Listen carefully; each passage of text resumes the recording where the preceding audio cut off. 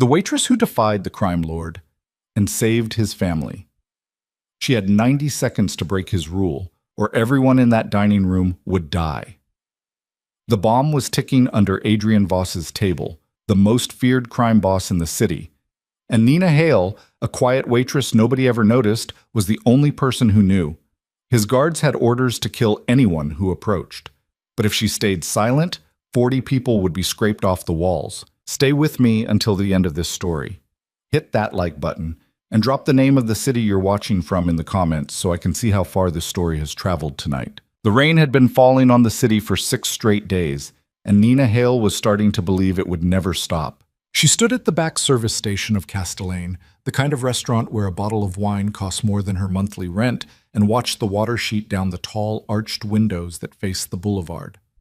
Outside, the streetlights smeared into long golden streaks on the wet pavement. Inside, the dining room hummed with the soft, controlled noise of money, the clink of crystal, the low murmur of conversation, the faint scrape of a knife against bone china. A piano played somewhere near the bar, something slow, something you were supposed to recognize but probably didn't. Nina didn't recognize it. She never did. She adjusted the white apron tied at her waist, pulled a stray dark hair behind her ear, and picked up the silver tray waiting for her on the counter. 2 glasses of Barolo, a bottle of sparkling water, a small dish of olives that the chef had arranged like they were for a photograph. Table 9. An older couple, anniversary maybe, dressed like they didn't want to talk to each other. "Nina!" The voice came from behind her shoulder, sharp and hushed.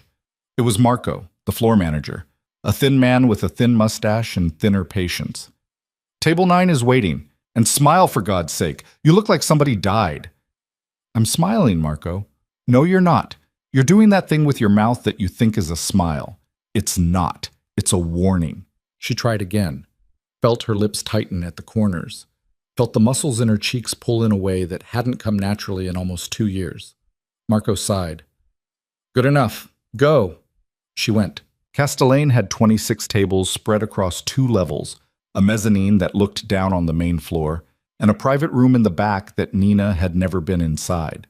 The ceilings were high and ribbed with dark beams, and the walls were the color of old butter. Every server wore the same thing: black slacks, white shirt, black vest, white apron folded at the waist. The uniforms were designed to make the staff disappear. That was fine with Nina. Disappearing was what she'd been practicing. She delivered the wine to table 9 with the small professional bow she'd learned in her first week. The husband grunted. The wife didn't look up from her phone. Nina topped off their water and moved on, sliding through the room like a current of air nobody noticed. She had been working here for 7 months and 2 weeks. She had memorized the names of every regular who tipped over $300. She had memorized which server was sleeping with which line cook. She had memorized where every security camera sat, where the blind spots were, which of the 2 back doors led to the alley, and which led to the dry storage basement. She had memorized the names on the reservation book, too. Everyone, every night. And she had written them down afterward in a small notebook she kept in the zippered lining of her purse. None of that was in her job description. Somewhere in the back of her mind, a voice that still sounded like her brother's said the same thing. It always said, "You keep looking, Nina. Eventually you find something." Her brother had been dead for 21 months. His name was Daniel. He had been 26 years old when he died. He had been a financial analyst at a firm nobody had heard of, a boy with glasses and a bad laugh, and a habit of calling their mother every Sunday whether he wanted to or not. The police had called it a suicide. A jump from a parking garage on the east side, concrete, 9 stories, no note. The detectives had been kind, in the tired way that detectives are kind when they've already decided the case is closed. One of them, a woman with gray roots growing out of a bad dye job, had put a hand on Nina's shoulder and said, "Sometimes we just don't know what people are carrying, honey." Nina had wanted to tell her that she did know, that Daniel had called her 4 days before he died, that his voice had been shaking so hard she could barely understand him, that he had said the words, "I think I got into something I can't get out of, Nina. I think I'm in trouble." And she had told him, stupidly, infuriatingly, okay, come over tomorrow. We'll figure it out." He hadn't come over tomorrow. She hadn't said any of that to the detective. She had nodded. She had gone home. She had cried for 6 days straight, and then she had stopped crying, and then she had started reading. Everything. Anything. Financial crime, shell companies, money laundering, the kind of men who disappeared people for asking the wrong questions. She read about the Voss organization first because Daniel's firm had managed a pension fund that was, through 4 degrees of separation, connected to a holding company that was, through 3 more degrees, connected to a man named Adrian Voss. The name meant nothing when she first saw it. It meant everything now. She couldn't prove anything. She wasn't a cop, wasn't a journalist, wasn't anything but a 29-year-old woman with a degree in comparative literature and a dead brother and too many hours to fill. So she had done the only thing she could think of. She had applied to work at the restaurant where, according to the one reporter who had ever written about him and kept her byline, Adrian Voss liked to eat on Friday nights. That had been 7 months and 2 weeks ago. She had seen him twice. Once in October, a quick dinner with 2 men she didn't recognize. Once in December, a longer one, his wife and daughter at the table. Both times she had not been his server. Both times she had memorized everything anyway. The way he sat, straight-backed, but not stiff, like a man who had taught himself good posture the hard way. The way he didn't look at menus. The way his eyes moved around the room in short, steady sweeps, not paranoid, just aware. The way a hawk looks at a field. The way everyone at every other table pretended not to know he was there. Tonight was a Friday. Tonight the reservation book had a name on it that wasn't his. Marchetti, Party of 4, 8 p.m. But Nina had seen that name on the book both other times too, and she knew what it meant. She had known since the lunch shift. The host stand was at the front of the dining room, near the heavy brass doors that opened onto the sidewalk. Nina passed it on her way back to the service station and caught Elena's eye. Elena was the hostess, 23, blonde, the kind of pretty that got her twice as many phone numbers as she wanted. She leaned across the stand with an expression that was half excitement and half nausea. "They're here," she whispered. "I know," Nina said. "How did you—" "The 2 SUVs out front, the guy in the black coat by the door, the second guy across the street, pretending to smoke." Elena stared at her.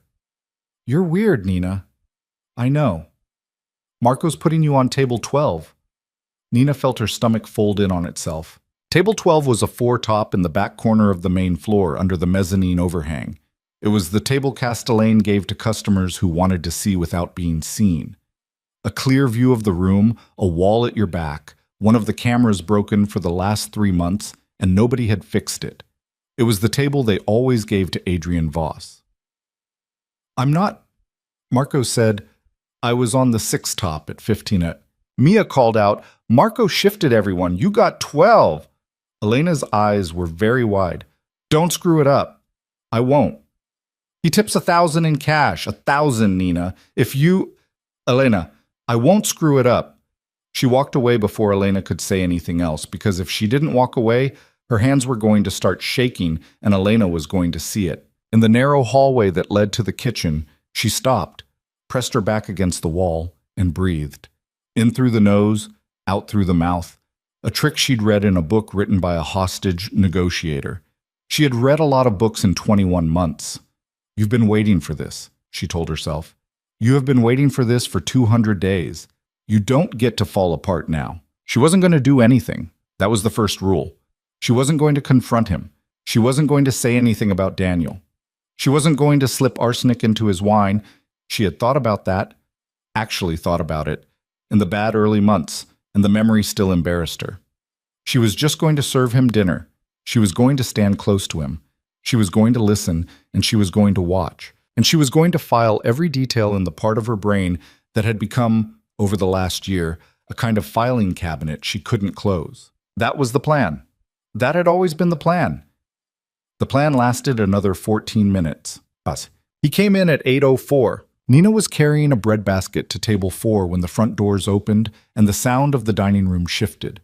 It was a small shift, nothing you'd notice if you weren't listening for it, but every conversation in a 6-foot radius of the door got a little quieter, and then the quiet spread in a slow ring across the room, the way a stone dropped in a pond sends ripples out.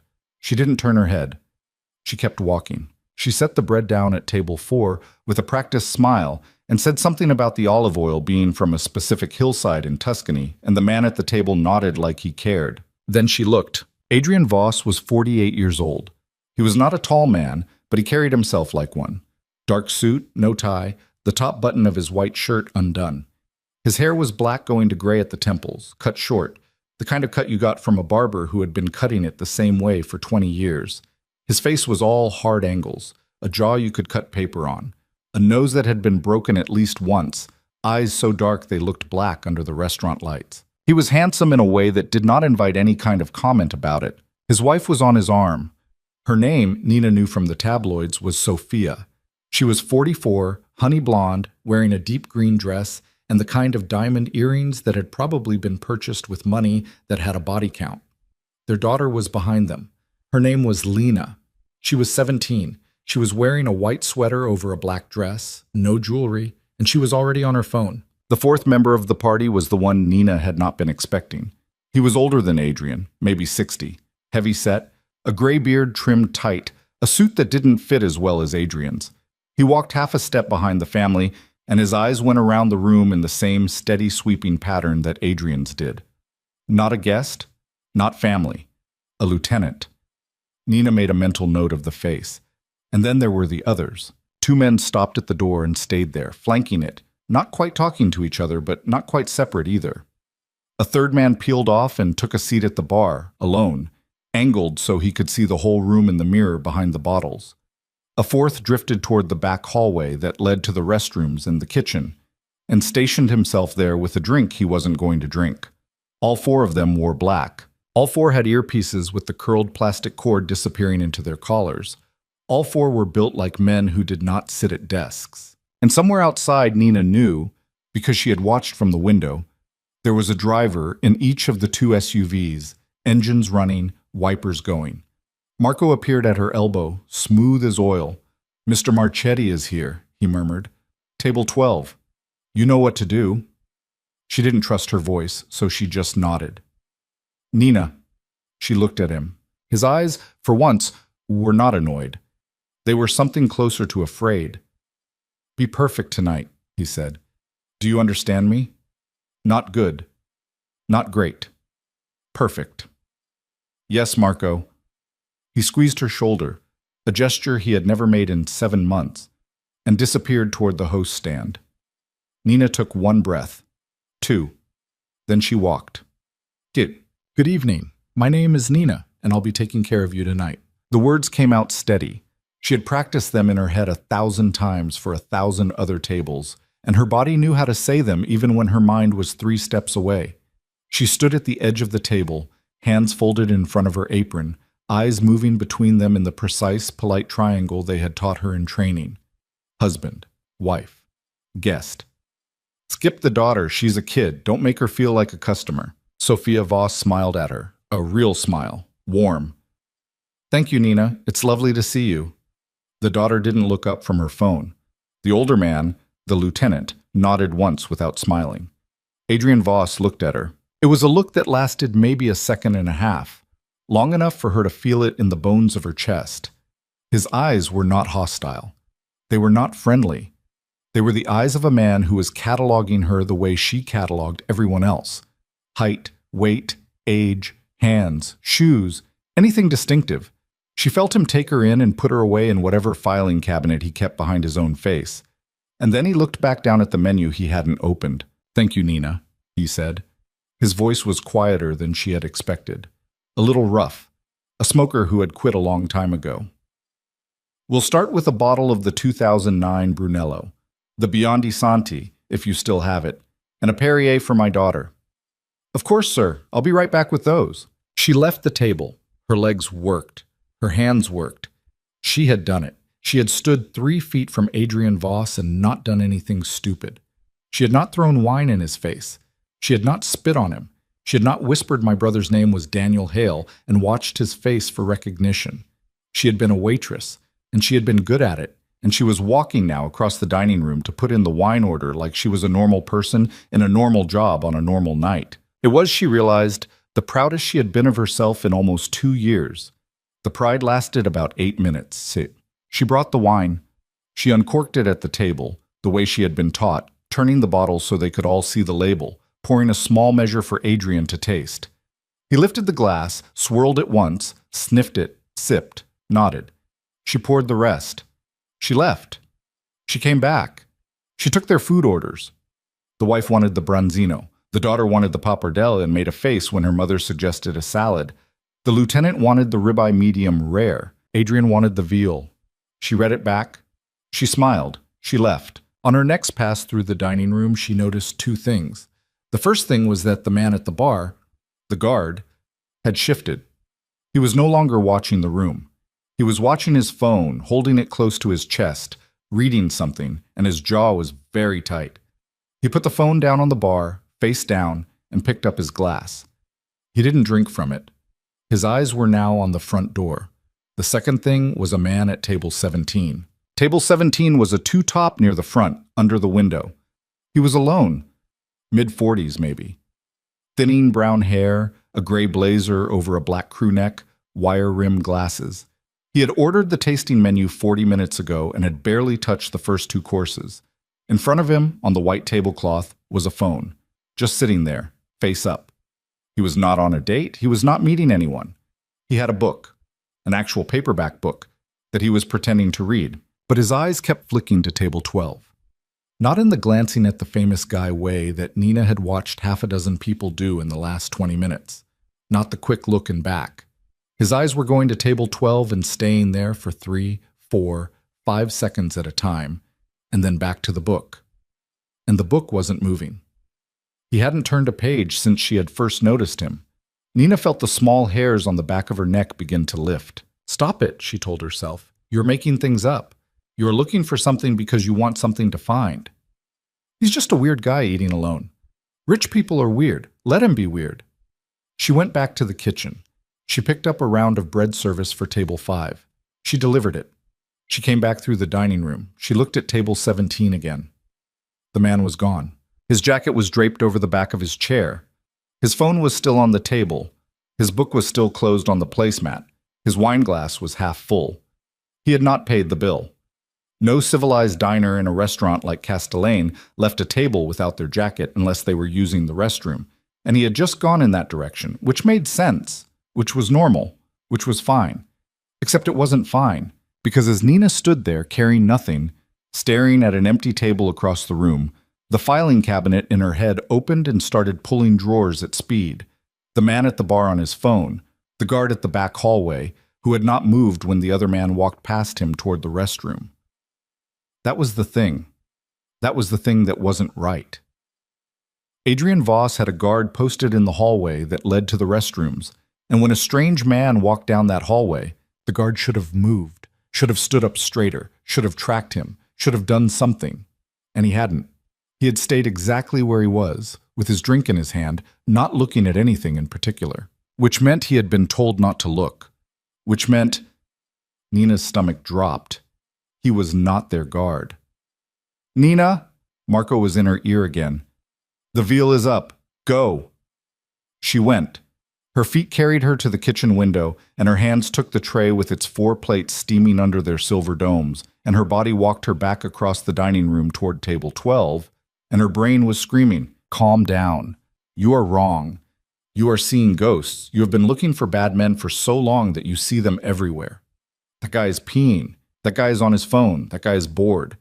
She set the plates down at the table one by one, in the order she had been trained.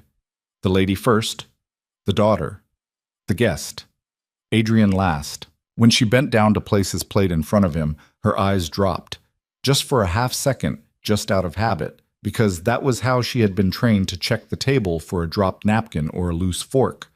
And she saw it, under the table, tucked up against the inside of the heavy wooden pedestal, where the base of the table met the floor. A matte black rectangle, about the size of a thick paperback book. A small red LED on its face, steady, not blinking. Wires running from the back of it, one set disappearing into the pedestal, another set taped to the underside of the table with silver duct tape. She was close enough to hear it, tick, tick, tick, neko. Her body did something then that she would think about for the rest of her life. It did not freeze. It did not flinch. Her hand finished placing Adrian's plate. Her other hand lifted the silver dome. Her voice said, in perfect, pleasant practice tones, "Veal Milanese for you, sir. Enjoy." She straightened up. She smiled. She took one step back from the table. "Thank you, Nina." "Of course, sir." She walked to the service station. She put the empty tray down. Her hands, she noticed with a strange clinical detachment, were not shaking. Her knees were. Her knees were doing something that felt like an elevator dropping over and over, a tiny plunge inside her leg every half second, but her hands were steady. Her brain was moving very fast and very slow at the same time. A bomb. There is a bomb under his table. You saw a bomb under his table. You did not see a bomb under his table. You saw a shape. You saw a shape and a light. And you heard something and your brain made it a bomb because you have been reading about bombs for a year. You heard it ticking. Restaurants tick. Ice machines tick. Radiators tick. You heard it ticking. She turned around. She looked across the dining room. Her eyes found the guard at the bar. He had just stood up. He had not paid for his drink. He was walking, unhurried, toward the front door. He passed the hostess stand. He passed the coat check. He pushed through the heavy brass doors and was gone into the rain. Her eyes went to the back hallway. The guard who had been stationed there, the man Adrian had put there, was also gone. The chair was empty. The drink was on the little shelf. He had left too. They were not his guards. Or rather, and this was worse. This was so much worse. One of them was his and had been paid off, and the others had been watching from the start and were getting clear. She thought of the man at table 17, the man in the restroom. She thought of his phone on the table, face up, screen bright, the way a detonator might look. Oh, she thought, oh no. Her eyes went to table 12. Adrian Voss had just cut into his veal. His wife was laughing at something the older guest had said. The daughter was still on her phone. They had no idea. They had absolutely no idea that underneath their table, 6 feet from the branzino and the ribeye and the brunello, a small red light was counting down the last seconds of all their lives. Nina looked at the clock above the bar. It was 8:47. She did not know how long she had. She did not know how long the timer had been set for. She did not know if the device needed the man in the restroom to send a signal from his phone, or if it was already primed and would detonate on its own. She did not know how large the charge was, how far the shrapnel would travel, how many of the 40 people in this room would die. She did not know if the man at the bar had been her only fellow traveler who understood what was happening, or if there were others, servers, a cook, anyone, who had taken an envelope and decided not to say anything. She knew, with absolute cold clarity, 3 things. She knew she could walk away right now. She could walk into the kitchen, out the back door, into the alley, and she could keep walking. There would be an investigation. Her face would be on cameras. She would have to disappear. But she would be alive. She knew she could scream. She could yell bomb at the top of her lungs, right now, and 40 people would stampede for the door, and most of them would get out, and some of them would not, because there would be a crush at the entrance, and because the man with the phone might press the button the moment he heard the scream, and because panic kills almost as well as explosives. And she knew. She knew this the way you know you are cold, the way you know the color blue, that the only play with any chance of working was the worst one. She had to tell him. She had to tell Adrian Voss quietly in his ear in the next 15 seconds, without triggering any of his instincts and without being seen by the man in the restroom, that there was a bomb under his table. She had to walk back to the most dangerous man in the city, a man whose guards had been told not to let anyone near him without invitation, a man she had spent 21 months hating with the kind of hatred you nurse like a fire. She had to lean into his space. She had to whisper something that would sound to him exactly like a threat. She had to trust him to not kill her before he hurt her. She picked up a bottle of water from the service station, sparkling, unopened, a reason to be at the table. She walked. Later, when she tried to remember that walk, she could never get the details right. She knew the dining room had been full. She knew the piano had been playing something with a lot of high notes. She knew a woman at table 6 had laughed, loud and bright, and the sound had cut through everything else. She knew her own feet had made no sound on the carpet. She knew that with every step, she waited to hear the sound she was walking toward. She waited for the roar. She waited for the light. She waited for the moment her body would stop existing, the way her brother's body had stopped existing, and she waited to find out finally if any of it meant anything. It didn't come. She reached the table. The lieutenant, the older man with the beard, looked up first. His eyes narrowed. His hand moved, not fast, but with purpose, to the inside of his suit jacket. He didn't take anything out. He just rested his fingers there, where a gun would be, and watched her. Sophia Voss looked up next. Her smile was confused, but still polite. "Oh, Nina? Is everything—" Adrian was last. He had been mid-sentence, saying something to the lieutenant about somebody they both knew. He stopped. He turned his head, and Nina saw his eyes change. They did not widen. They did not narrow. They simply sharpened, the way a camera lens sharpens when it focuses. And she understood in that moment that she had seen up until now only the idle version of this man. This was a different one. This was the version other men had seen before they stopped being alive. "Mr. Marchetti." Her voice came out steady. She was astonished by her own voice. "I'm so sorry to interrupt. I wanted to offer a compliment from the chef, a bottle of our sparkling." She was already leaning in. She was already tilting the bottle as if to show him the label. Her body was blocking the line of sight between him and the front door. Her mouth was about 6 inches from his ear. "Don't react," she breathed. His whole body locked. She felt it, felt the muscles in his shoulder go still against the sleeve of his suit. He did not turn his head. He did not move his hand. The lieutenant had risen 3 inches off his chair, and Adrian stopped him with nothing, with a half flicker of the fingers on his right hand, a gesture so small she almost missed it. "There's a bomb under your table," she whispered. "Red light. Wires to the pedestal. It's real. The man at table 17 is gone. I think he's in the restroom with the detonator. 2 of the men you thought were yours just walked out the front door."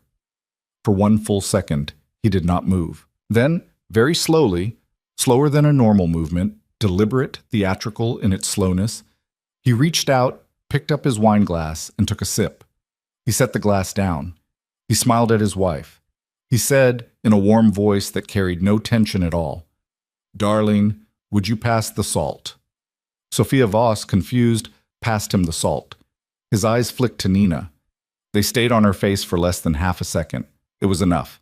She had served tables for 7 months. She knew how to read a face. "Stand there," the look said. "Pour the water. Don't leave." Her hands opened the bottle.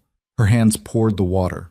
Her body made the small, practiced movements of a server at a table, and her face smiled the small, practiced smile, and her heart was beating so hard she could feel it in the soft place under her jaw.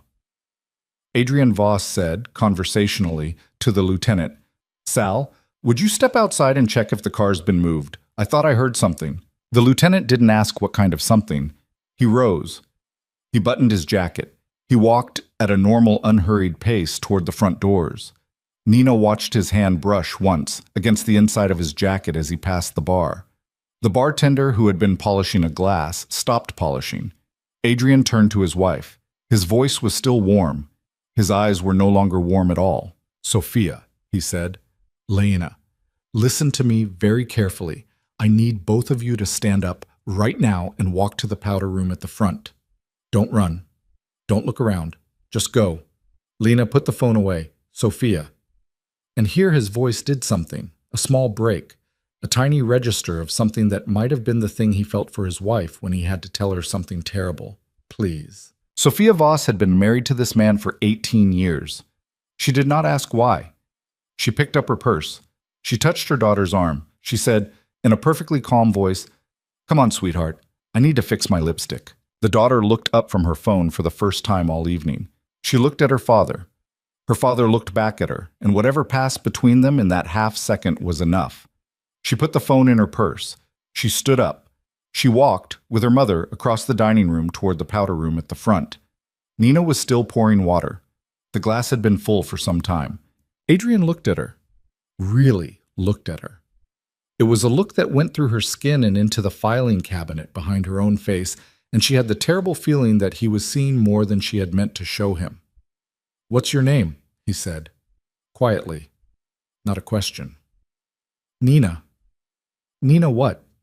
She hesitated. It was the smallest hesitation. But she was a server speaking to a customer. and she hesitated, and he saw it.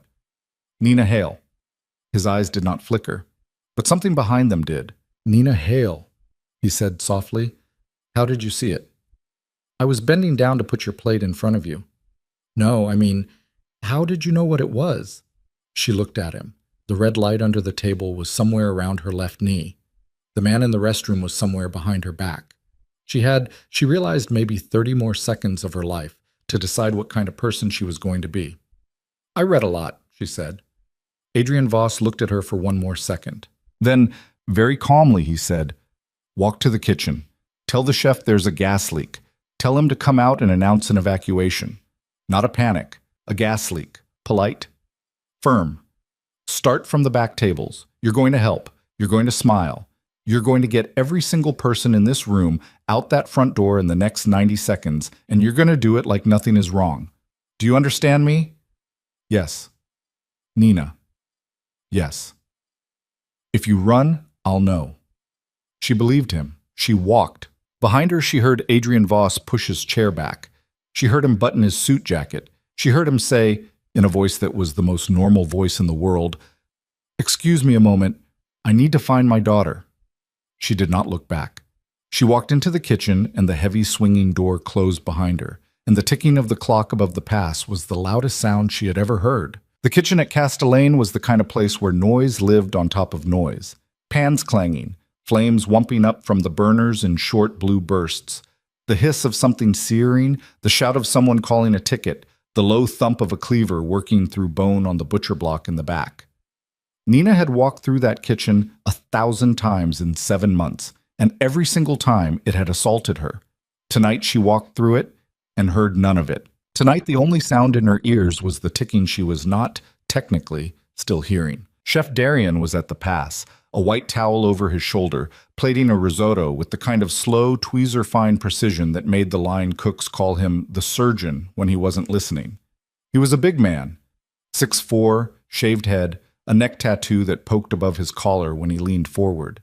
He had come up out of a kitchen in the city where nobody had been gentle, and he was not, as a rule, gentle either. Nina had seen him scream a line cooked to tears over an overcooked scallop. She had seen him fire a dishwasher for being 40 seconds late. He did not like to be interrupted at the pass. He did not like servers in his kitchen past the expediting station. She walked right past the expediting station and up to his elbow. "Chef!" He didn't look up. "Out of my kitchen, Nina." "Chef, I need you to listen to me." I said, "There's a bomb in the dining room." His hand stopped moving. The tweezers in his fingers did not shake, did not drop, but they stopped 2 inches above a piece of micro-basil. He did not look up. "Say that again," he said. His voice was flat. It was not the voice of a man who thought she was joking, and it was not the voice of a man who believed her yet. It was the voice of a man who had spent his whole adult life in kitchens where sometimes a pot of boiling oil got knocked off a burner and you had 3 seconds to decide if everyone you loved was going to keep their skin. "There is a device under table 12. I saw it. Wires, detonator, red light. Mr. Marchetti knows. He told me to come in here and tell you to announce a gas leak. He wants a calm evacuation. Start with the back tables. No running, no panic. Out the front door. 90 seconds. Darian set the tweezers down. He wiped his hands on the towel over his shoulder, one slow pass. Like he was giving himself time to decide whether the world was still the shape he had thought it was when he woke up. "Marchetti," he said. "Yes." "He told you." "He told me." Darian's eyes came up and found hers. They were very blue and very tired, and in them Nina saw the brief, familiar calculation of a man who knew more about his customers than he was supposed to and had never once said anything about any of it. He did not ask her if she was sure. He did not ask her how she knew.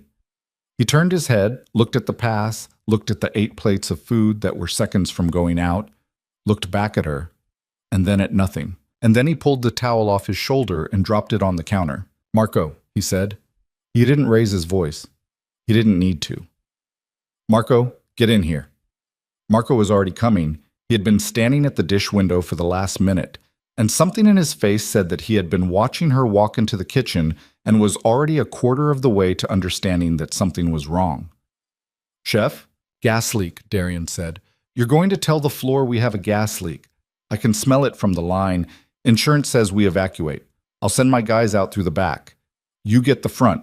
Start with the back tables. Don't rush anyone. Comp their meals. We'll refire when the gas company clears us." Marco looked at Nina. Nina did not move her face. Marco looked back at the chef. "Chef," he said carefully, is there actually—" "Marco." Darian put one big hand flat on the stainless steel of the pass.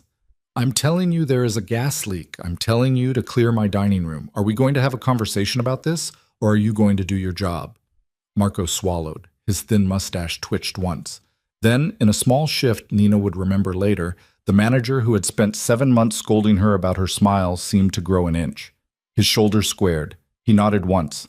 "Okay," he said. "Okay, I've got it."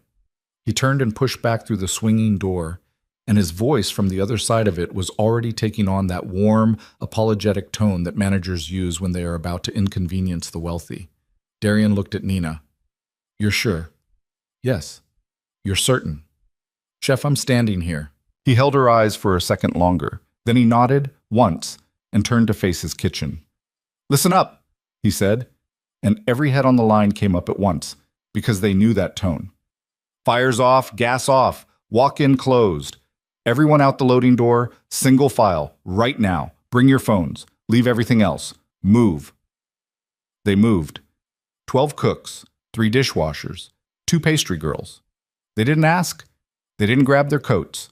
They turned off the burners and they walked. Nina went with them for 3 steps, and then she stopped, and then she turned around. Darian was still at the pass. He had picked up a fire extinguisher from the wall. He saw her looking. "Go," he said. "I'm not—" "Nina, go." "He told me to get the dining room out." "He told you to tell me to get the dining room out. I'm doing it. Go." She went, because she did not have time to argue with a man who was bigger than her and holding a fire extinguisher. She pushed through the swinging door back into the dining room, and she stepped into a different restaurant than the one she had left. Marco was standing in the middle of the room, one hand raised, his voice carrying in a way she had never heard from him before.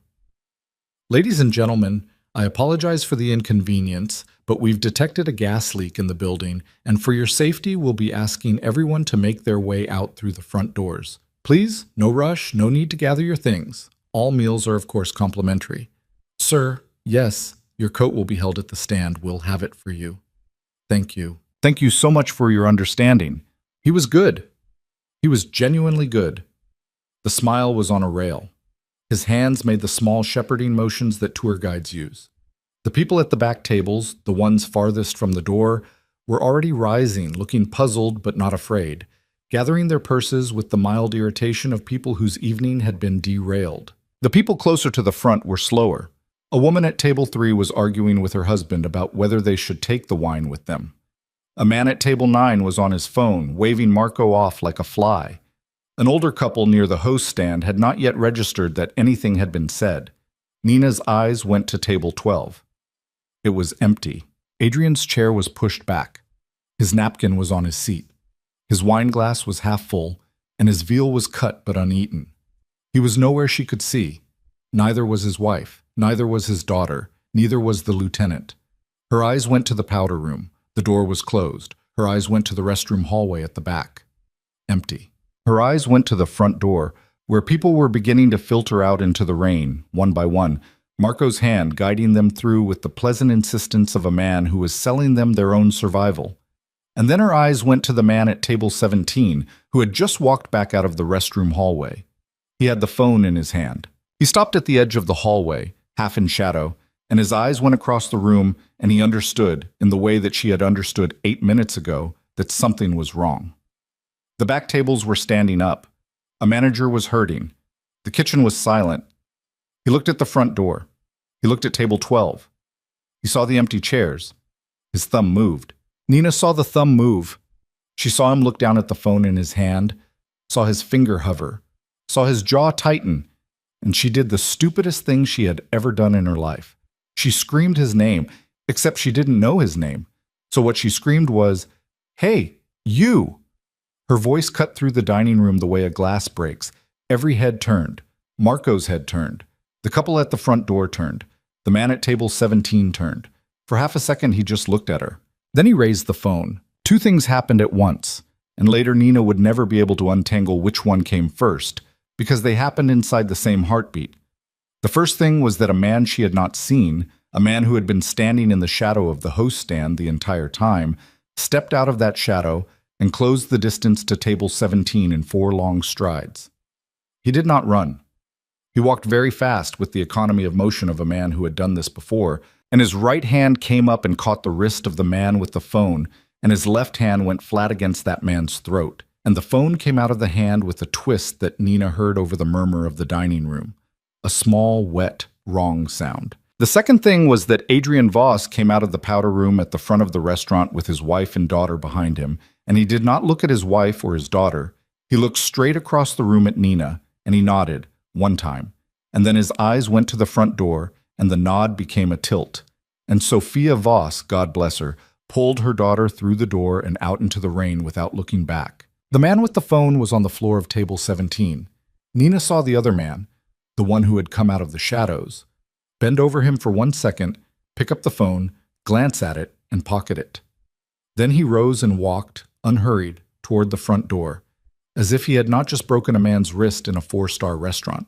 He passed within 3 feet of Nina and did not look at her. The last of the diners filtered out. Marco was the second to last. He held the door for Nina, and his face, when she reached him, was white and wet. "Are you coming?" he said. It was not really a question. "Yeah," she said. "Yeah, I'm coming." They stepped out into the rain together. The boulevard was full of coats and umbrellas and confused rich people. Castellane's awning gave some shelter to the crowd directly in front of the doors, but the rain had gotten heavier and people were milling about, complaining, trying to make sense of what had happened. A few of them had already pulled out their phones and were calling cars. Some were asking Marco what was going on. Marco was apologizing on a loop. Nina wasn't listening to any of it. Her eyes went to the SUVs. They were still there, but the drivers had gotten out, both of them.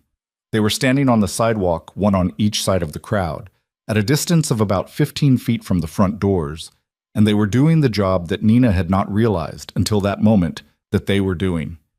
They were looking outward, not at Castelaine, at the street, at the cars, at the rooftops, at everything that was not Castelaine. They had their coats open. Their right hands were not visible.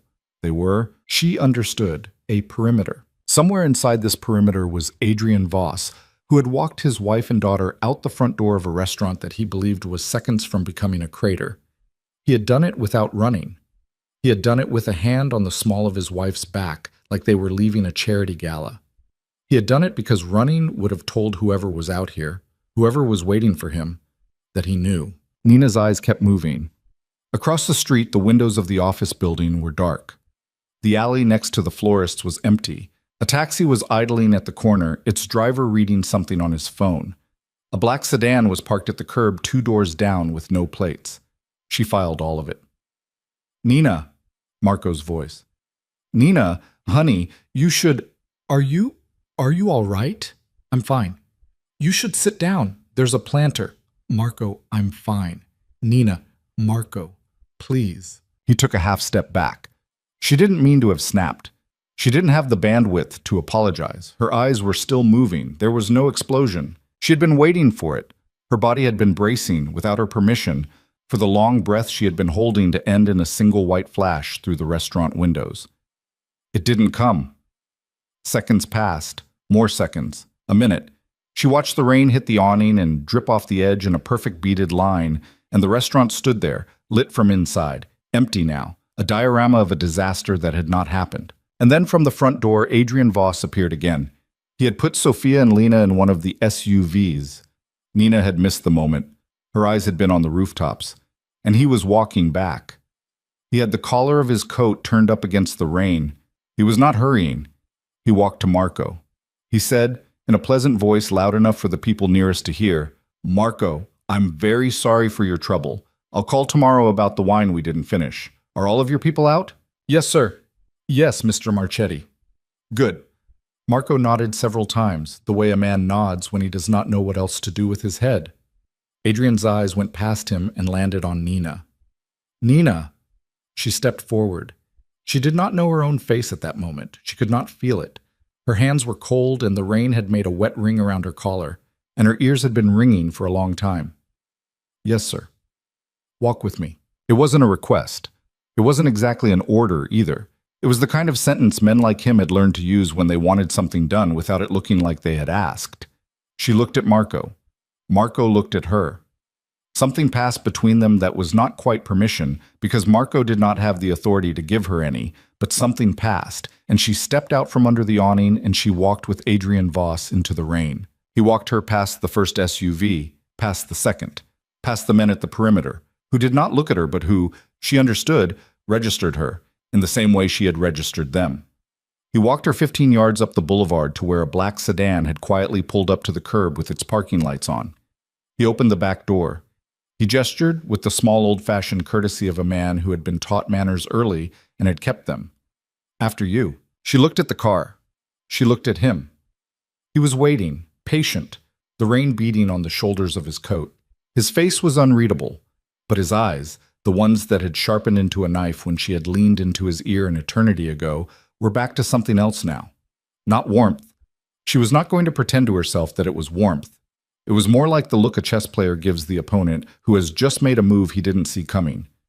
"Where are we going?" she said. "Somewhere quiet. We need to talk." "My shift?" "Your shift is over, Nina. I imagine the restaurant will be closed for several days. My coat is inside. Sal will have it sent to you." "My purse?" "Sal will have that sent too." She looked at the open door. She looked at the leather seats. She looked one more time at his face. "If I don't get in this car," she said, "what happens?" He tilted his head just a little. The corner of his mouth did something that wasn't a smile.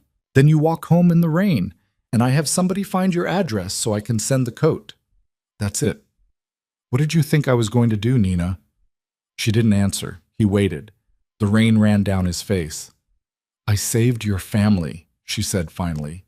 The words came out smaller than she meant them to. "I didn't do it for a favor. I don't want anything." "I know," he said. "That's exactly why we need to talk." She got in the car. The door closed behind her with the soft, authoritative thunk of a vehicle that had been built with doors at the top of a long list. Adrian walked around the back and got in the other side. A driver she could not see through the partition pulled away from the curb so smoothly that the streetlight outside the window slid sideways before she felt any motion. Within a block, the restaurant was behind them, and the rain outside was a blur of red taillights and wet black pavement. Nina sat with her hands in her lap. Her apron was still tied around her waist. The little notepad she used for orders was still in its pocket. The pen was clipped to the outside. She was not, technically, off the clock. Adrian didn't speak for 2 full blocks. He was looking out his window, not at her.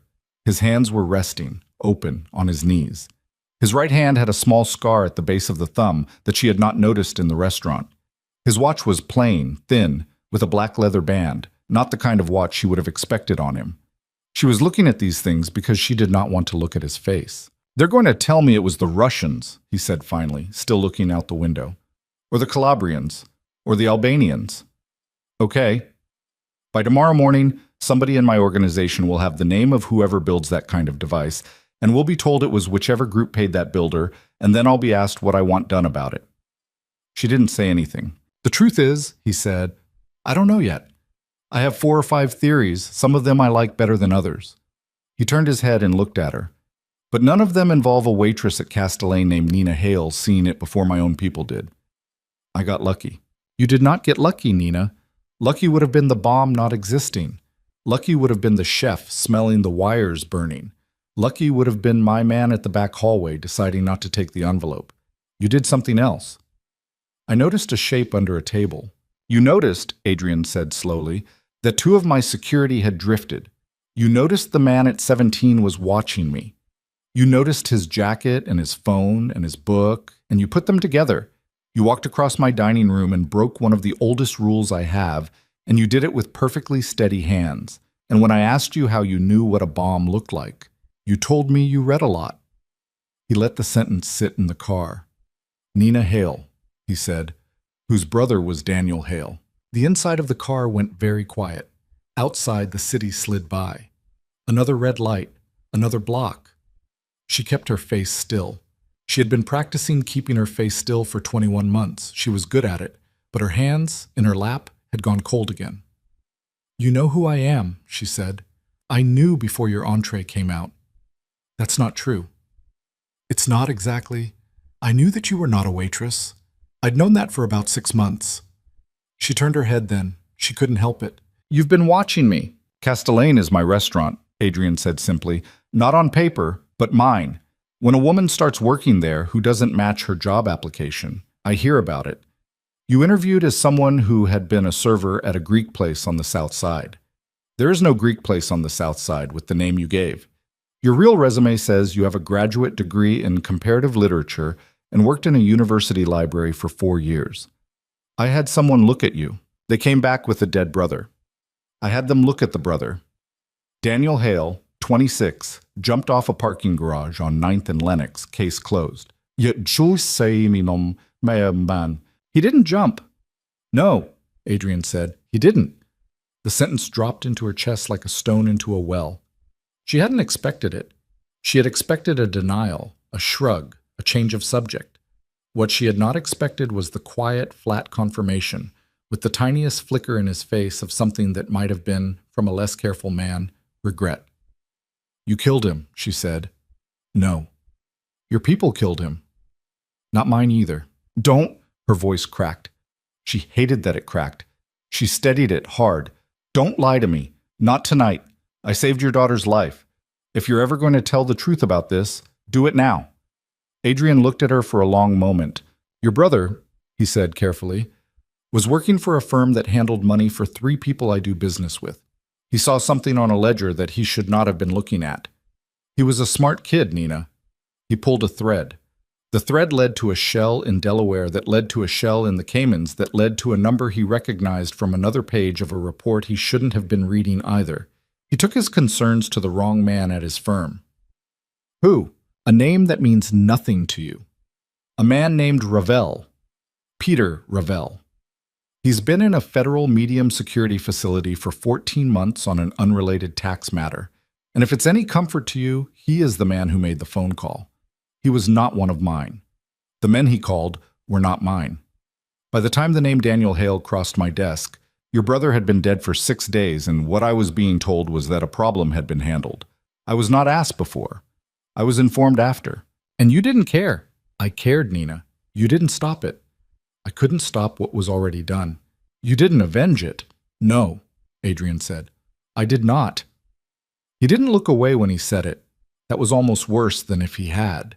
He sat there in the back of the car with the rain crawling down the window behind him, and he looked her in the face and he let her hate him for a long count of seconds. "Your brother," he said finally, "was collateral in a cleanup that I would have ordered done differently. I can tell you that honestly. I can also tell you that it would have been done. You want me to say I'm sorry he died? I am. I have a daughter. I know what it is to lose a kid without losing them in the ground. I saw my sister bury a boy when he was 19. I know that kind of quiet. And I can tell you I am sorry. That's a fact. But I'm not going to sit here and tell you I wouldn't have approved his removal if it had come across my desk in time. Because I would have. And I'm not going to lie to you tonight, Nina. You've earned that much." She realized somewhere in the middle of his answer that she was crying.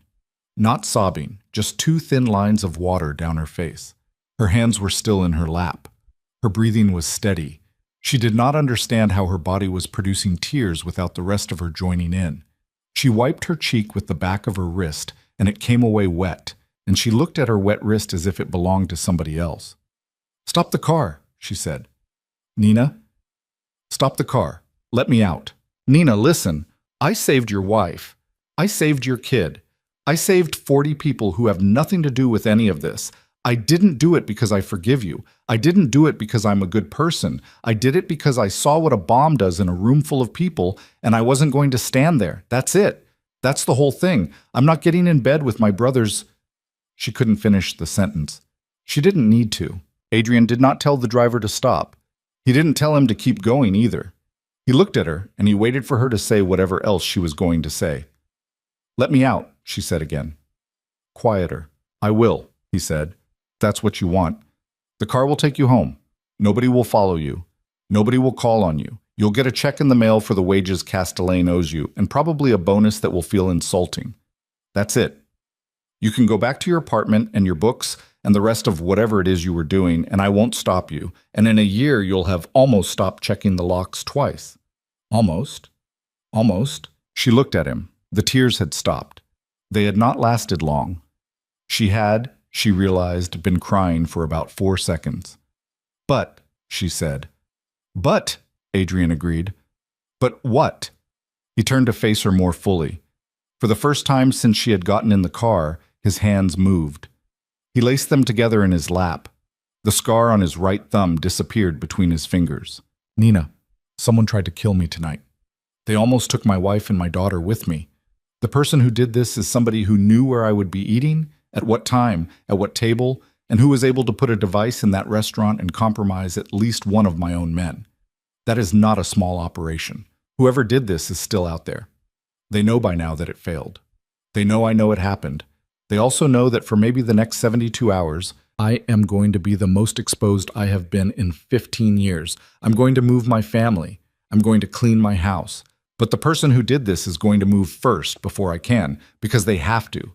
And the only reason I'm alive to even be having this conversation is because a waitress with a dead brother happened to be paying closer attention to my table than my own people were. But more person. Get new people. I will. That's not the point. What's the point? The point is that the people I am going to hire to replace the ones I can't trust will, on their best day, catch what you caught tonight. Most of them, on most days, will not. They are not trained to. They are trained to shoot. You did something else. And whoever comes at me next, because they will, they're going to come smarter than tonight. They're going to come quieter. They're going to come somewhere I don't expect. What do you want, Adrian? I want, he said, somebody at the edge of my vision who sees what I don't. She laughed. It was not a nice laugh. You want to hire the girl whose brother you let die? I want, he said without flinching, to hire the only person in that room tonight who saved my child's life. The car was still moving. The city was still sliding past. A bus had pulled up next to them at a red light, and Nina could see a woman inside. On the bus, on her phone, crying, and nobody on the bus was looking at her. The world was so full of strangers quietly coming apart. I wouldn't be your waitress, Nina said slowly. That's not the job. No, I wouldn't be. Security. I don't know how to shoot a gun. Not what I'd ask you to do. I wouldn't be your mistress. Don't insult me. Sophia and I have been married since before you could drive. That's not what this is. Then what? He took a breath. Let it out. The man across the table from me tonight, the older one, his name is Sal Marchetti. He's not my guest. He's my consigliere. That's a word people in my world don't use anymore because it sounds like a movie, but there's no better word for what he is. He's the person who sits next to me and tells me when I'm wrong. He's been doing it for 22 years. He's 63. He's tired. He's going to retire next year whether I like it or not. I don't have a second Sal. I never have. I've been looking in my own way for a long time, and I haven't found one. Most of the people who want that job want it for the wrong reasons. The ones who would be good at it don't want it at all.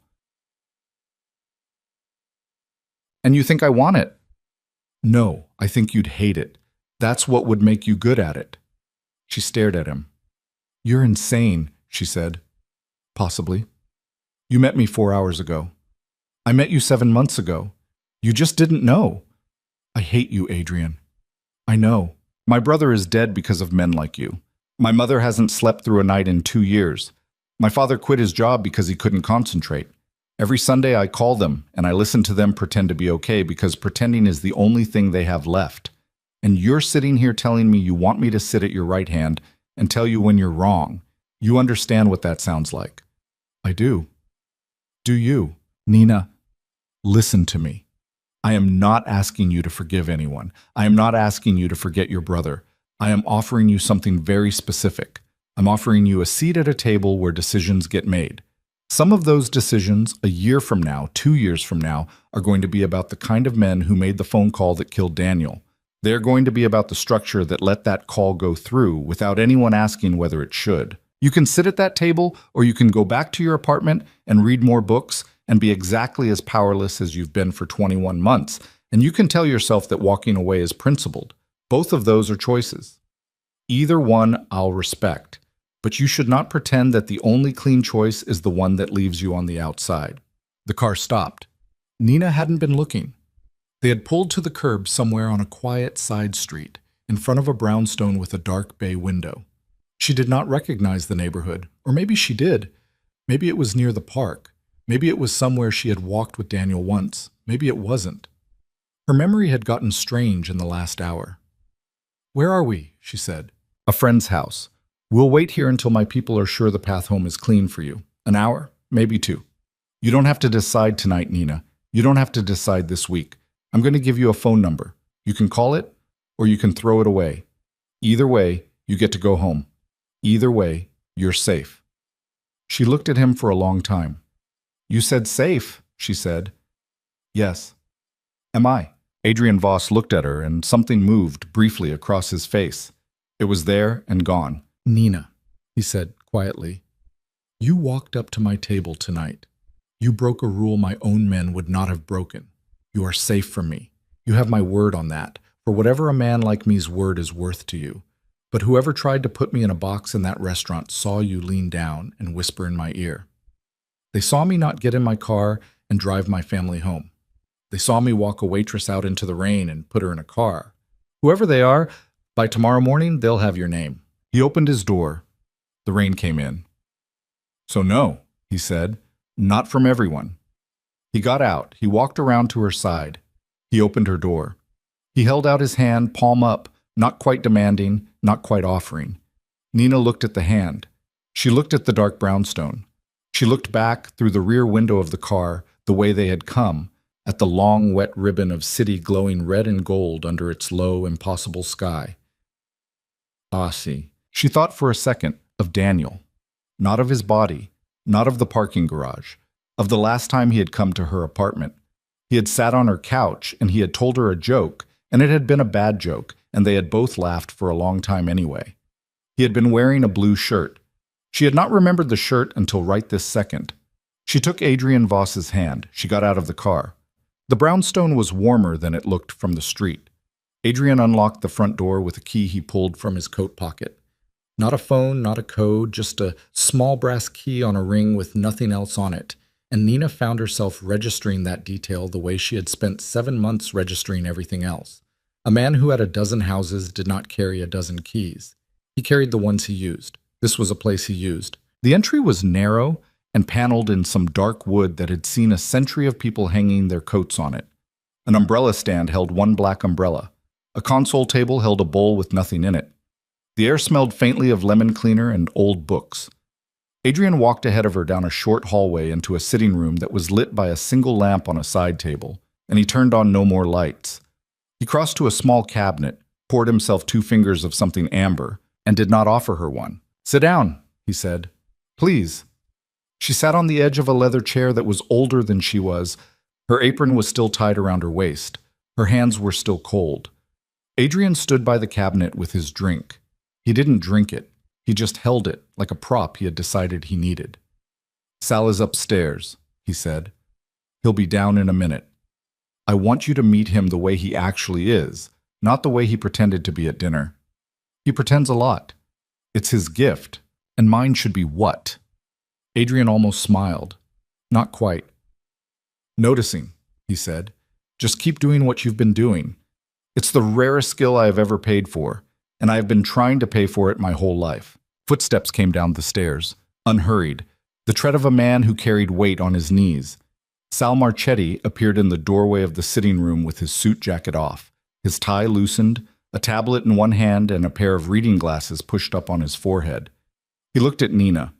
His eyes were pale gray, and they had the slightly watery patience of a very old dog that had seen 3 generations of puppies come and go. "Miss Hale," he said. His voice was gravel. He walked to the other chair and sat down, slowly, with the small, controlled wince of a man whose back didn't like the stairs anymore. "I owe you a thank you I don't have the words for, so I'm going to skip that and tell you what we know. Is that all right?" "Yes." "Good. Adrian, sit down. You're hovering." Adrian sat.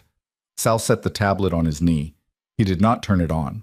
The device, he said, was a homemade but professional build. Military-grade plastic explosive, detonator wired for both remote and timer. The timer was set for 8:52. The remote was the phone held by the man you identified. If the phone had gone through, it would have skipped the timer. We recovered the device intact. We recovered the man. He is currently in a basement that is not this one, and he is being asked questions. Nina's stomach moved. Asked how, she said. Sal looked at her. He didn't answer for a second. Miss Hale, he said finally, I'm going to assume because you are a smart young woman and because you have chosen to be in this room tonight that you do not require me to lie to you. So the answer to your question is, we are asking him in whatever way he requires. You're torturing him. We're questioning him. That's the same thing. No, Sal said gently. It isn't. Sometimes a man tells you everything you want to know over a cup of coffee. Sometimes he doesn't. We start with the coffee. We don't always get to stay there, but we start there. That's a thing you tell yourself. Yes, Sal said. It is. Most of the useful things we tell ourselves are things we tell ourselves. He held her eyes for a moment. There was no apology in them, and no pride either. Just the tired, unflinching patience of a man who had made his peace with being a certain kind of person a long time ago and did not require her to make peace with it too. What has he said? Nina asked. Nothing yet. He's scared, which is useful, but he's not the kind of scared that talks. He's the kind of scared that is more afraid of whoever hired him than of us. That tells us something already. What? That whoever hired him has a reputation.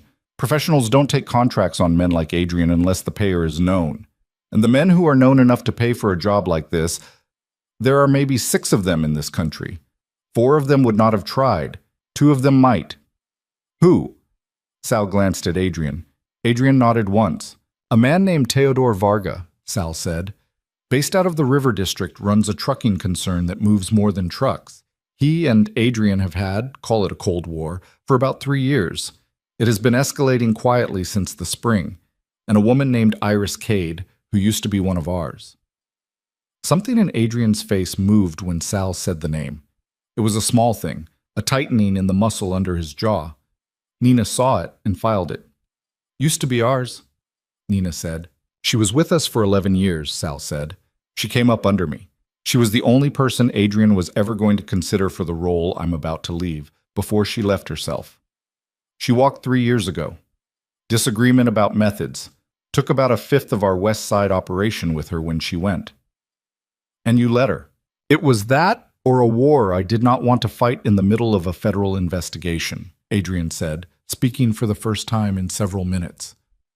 So yes, I let her. And now she wants the rest. If it's her, and it might not be. We don't know yet. That's why we need the man in the basement. Nina looked down at her own hands. They had uncurled from each other somewhere in the last minute. That was something. Why are you telling me all of this? She said. Because you asked, Sal said simply. And because if you are going to think about Adrian's offer seriously, you need to know what you're thinking about.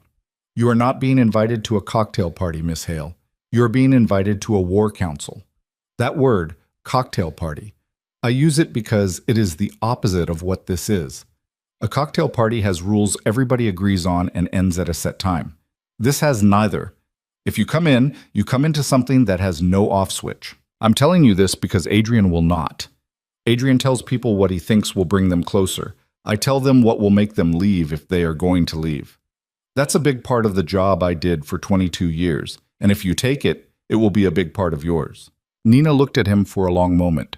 His face was kind. That was the surprising part.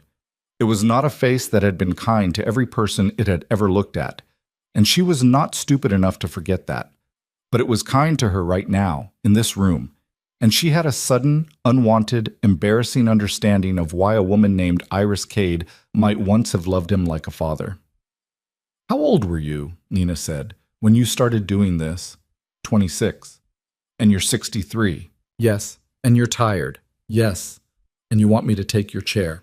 I want somebody to. If it is you, I will be relieved. If it is not you, I will keep looking until I am dead. Adrian will not accept a bad second. He would rather have no second at all.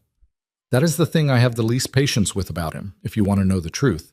A man who builds something the size of what he has built and refuses to name a successor is a man who has not fully accepted that he will someday die.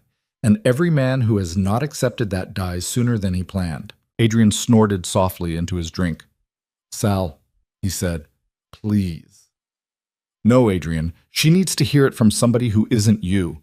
You are too handsome and too persuasive, and you have that voice.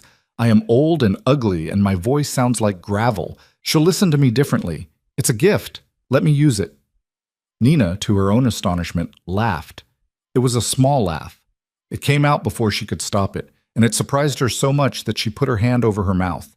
Sal looked pleased. There, he said. That's the first human sound you've made in this room. Good. Adrian, get the girl some water. She's been through something, and we are not peasants. Adrian got her water. She drank it. It was cold, and it tasted like the inside of a glass bottle, which was an expensive thing to taste like. She set the glass down on a coaster she had not realized was waiting for it. I have questions, she said. Please. If I say no, tonight, right now, I walk out of this house, what happens? Practically, Sal said, a car takes you home. We put 2 men on your street in rotation until we know whether whoever came for Adrian is also going to come for you. That could be a week. It could be a month. If at any point in that window you call the number Adrian is going to give you, we come get you and we keep you alive.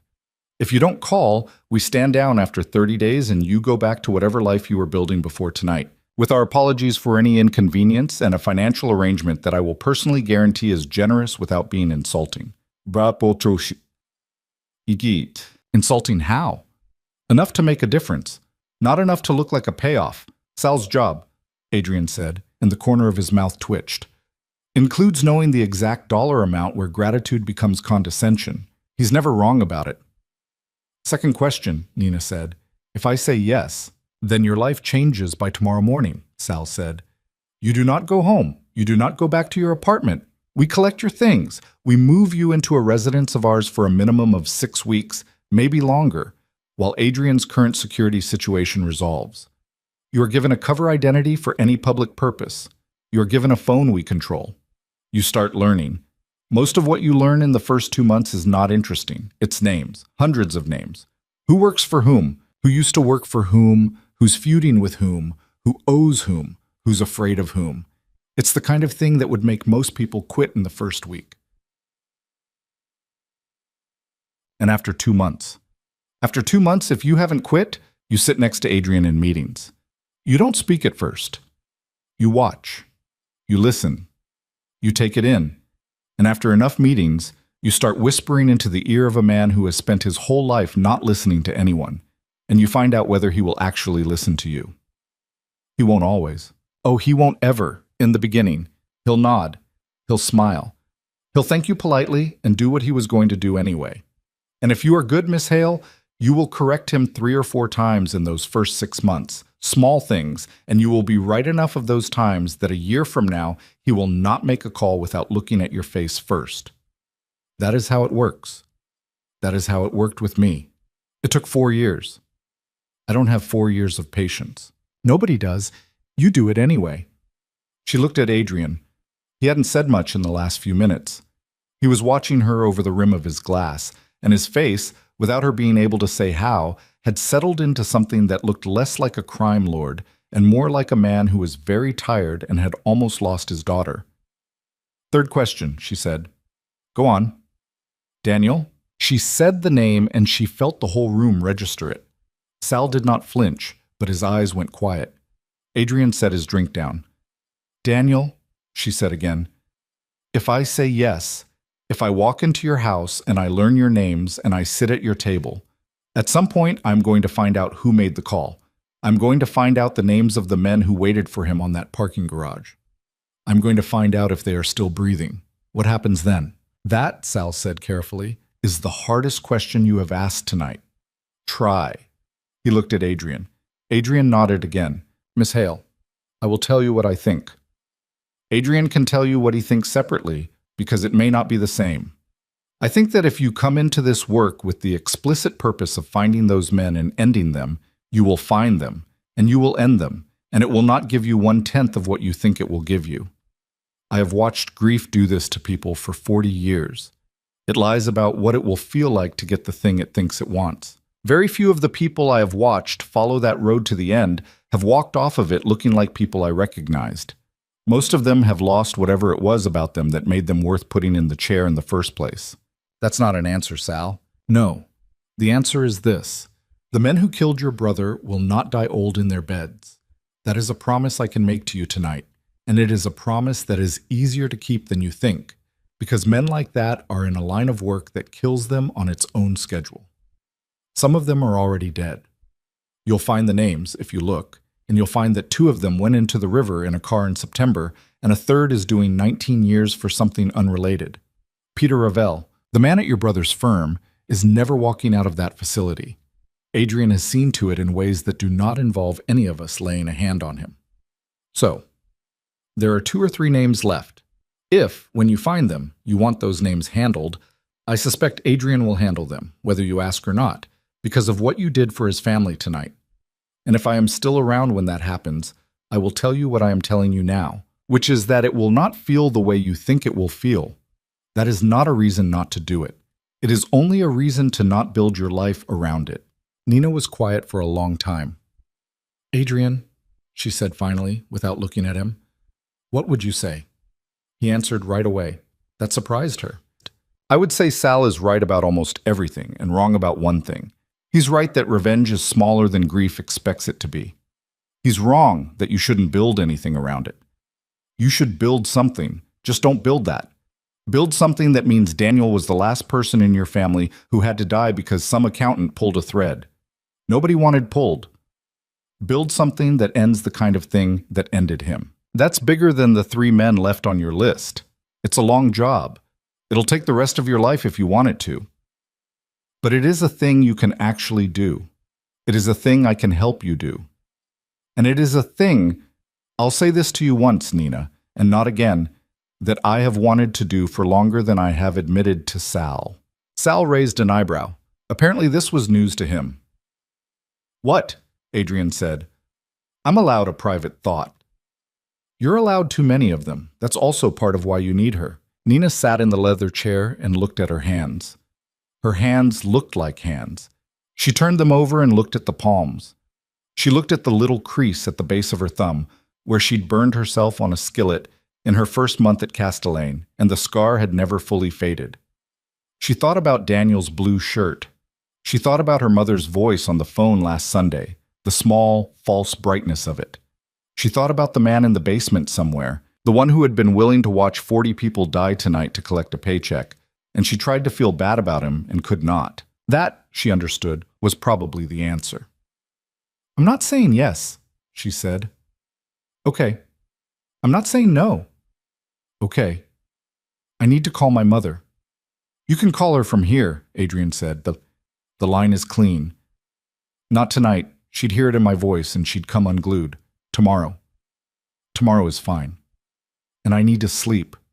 There's a room upstairs. Sheets are clean. I had the house aired out last week. Why? Adrian didn't answer for a second. Because I knew we were due, he said finally. Not tonight specifically, but soon. When you've been doing this long enough, you feel the air change before a storm. I felt it for about 2 weeks. I'd had the house opened up for no reason I could tell Sophia. Probably I was getting ready to send her and Lena here, and I just hadn't admitted it yet. You felt it. I felt it. And you went to dinner anyway. I went to dinner, Adrian said, because my wife wanted to celebrate our daughter getting into the school she wanted, and because I do not run my life around the men who want to kill me. If I did, they would have already won. I go to dinner. I go to my daughter's recitals. I go to the store. I am not going to live in a box. That was a choice I made a long time ago, and I have not regretted it. And I will not regret it tonight either, because if I had stayed home tonight, I would not be sitting here with the only person in that restaurant who was not bought or blind, and I would never have known you existed. So no, I do not regret the dinner. He said it evenly. Nina did not know, and did not particularly want to examine whether she believed him. There was something in the certainty of it that made her both trust him more and fear him more at once, and that, she suspected, was the permanent shape of what Adrian Voss did to a person. Sal stood up. It took him 2 tries. His knee popped audibly. "I'm going to bed," he announced. "Miss Hale, the upstairs bedroom on the left is yours for the night. There are clothes in the closet that should fit close enough for tomorrow. Nothing fancy. A sweater and some jeans. Adrian had someone guess your size. Sal. Adrian, she was going to find out eventually that you plan ahead. It's better she finds out now. Sal. Good night, Miss Hale. Welcome, provisionally, to the most exhausting job you have never signed up for. I hope you take it. If you don't, I hope you have a long and boring life, and I mean that as a compliment."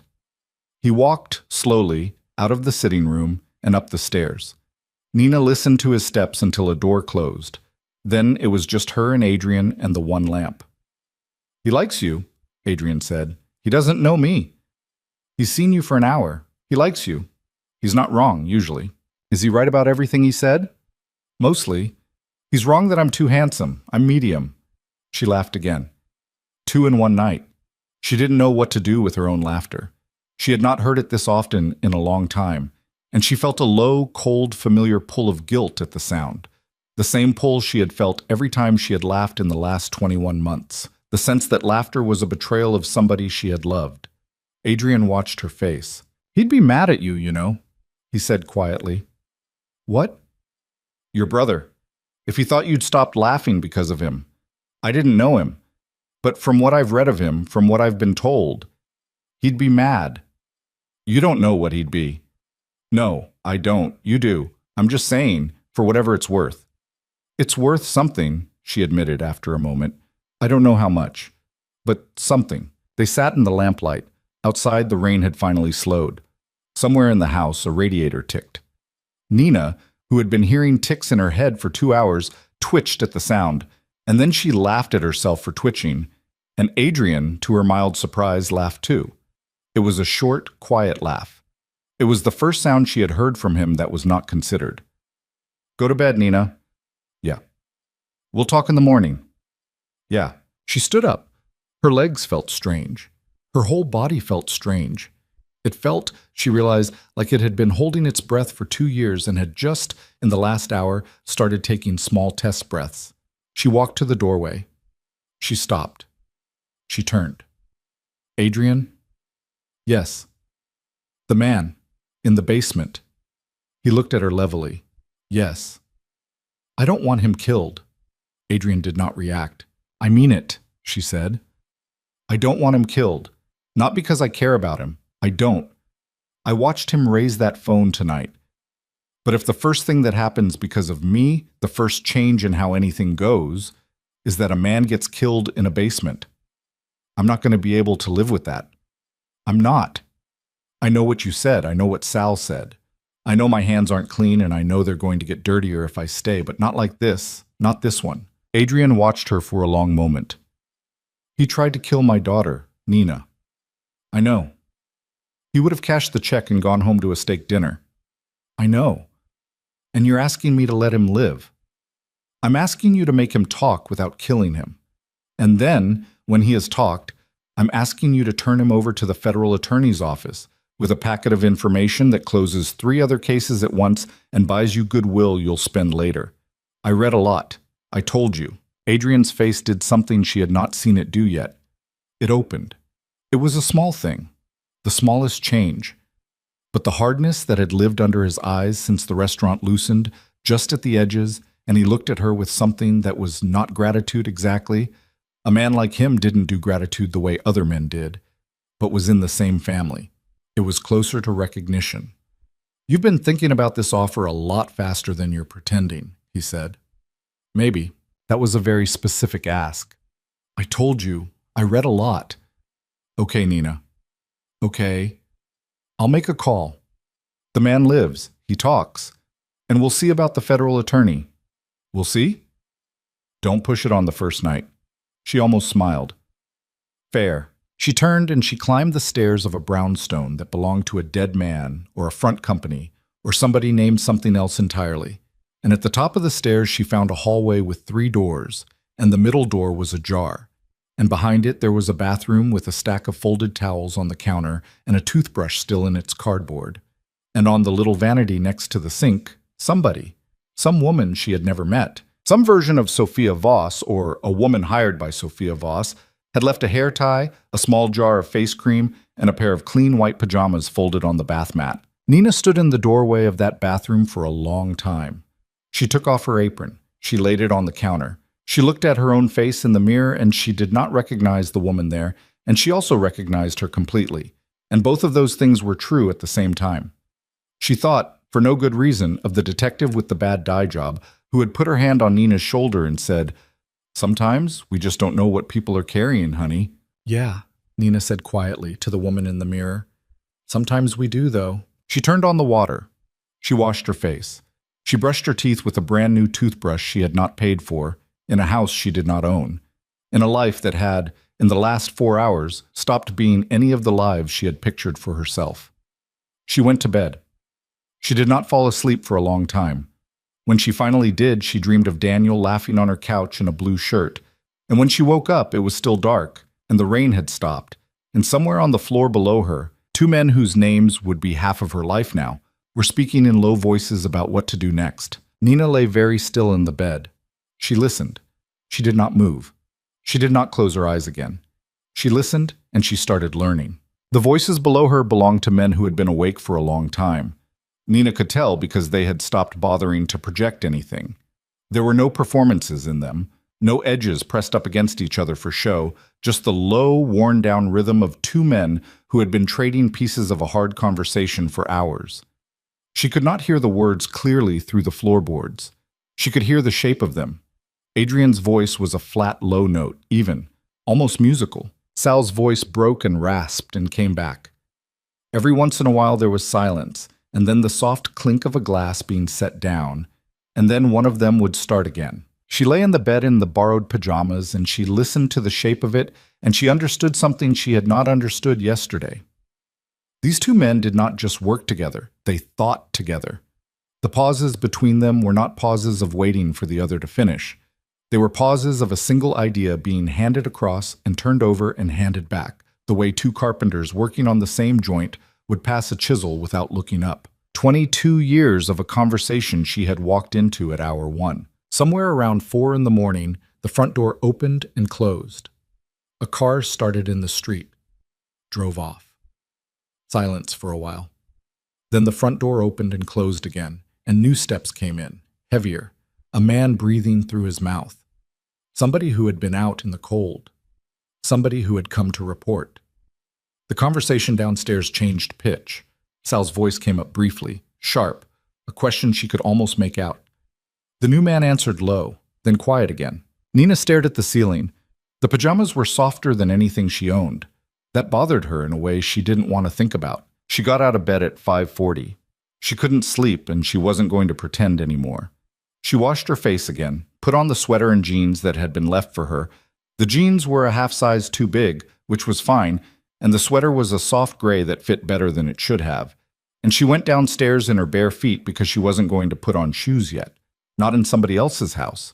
Not on a morning she hadn't figured out how to live through. The sitting room was empty. The lamp was off. The glass Adrian had not drunk from was still on the side table, and the amber liquid in it was exactly the level it had been at when she'd gone up. She registered that too. Voices came from the back of the house. She followed them into a kitchen that was small and bright and smelled like coffee that had been brewed twice. Adrian was at the counter in a white undershirt and the same suit pants he had worn last night, his jacket over the back of a chair. Sal was at the little round table with his hands around a mug. A third man sat across from Sal, and he was the one who had come in an hour ago. Mid-40s, thick in the shoulders, black wool coat still on, a short trim beard, a face that had been in a fight or two, and remembered them all. They stopped talking when she came in. "Miss Hale," Sal said. "Nina's fine." "Nina, coffee?" "Yes." Adrian poured her a mug without asking how she took it. Black, no sugar. He got it right, which was either luck or another small thing he had noticed about her over 7 months. She didn't ask which. "This is Pax," Adrian said. "He runs the kind of thing we needed to run last night. He's been at the basement since we got there." Pax looked at her with gray, patient eyes. He did not smile. He did not frown. He did the smallest possible incline of the head. "Ma'am." "Nina." "Nina." What did the man say? Pax glanced at Adrian. Adrian nodded. He talked around 4:30, Pax said. Took longer than we hoped. He's not a brave man, but he had a family to be afraid for. We convinced him his family was safer with us than with the person who sent him. That was true. That's usually the lever when it's there to pull. You didn't? No, ma'am. Nina, we did not. Adrian called me on the way over from Castellane and told me we were not going to, and we did not. I'll tell you honestly, I argued with him about it for about 30 seconds, and then he told me the reason, and I stopped arguing. What reason? He said you'd asked. She looked at Adrian. He was pouring himself more coffee and not looking at her. That was enough, she said. It was enough for me, ma'am. Why? Pax considered her for a moment. Because in 16 years working for Mr. Voss, he said, I have never heard him say those 4 words about anyone outside his own family. And in 16 years I have learned not to waste time asking him why he does the rare things. I just do them. Nina drank her coffee. It was hot. It was very good. That also bothered her. Okay, she said. What did he say? Sal looked at his tablet. He had his reading glasses down on his nose now. He looked, in the morning light, older than he had looked last night. The skin under his eyes was bruised and papery, and his hands around the mug had a faint tremor that had not been there in the sitting room. She wondered how much he'd slept. She suspected none. Our man's name is Alec Corbin. He's 37. He's got a wife and a 6-year-old in a small town about 90 minutes north of here.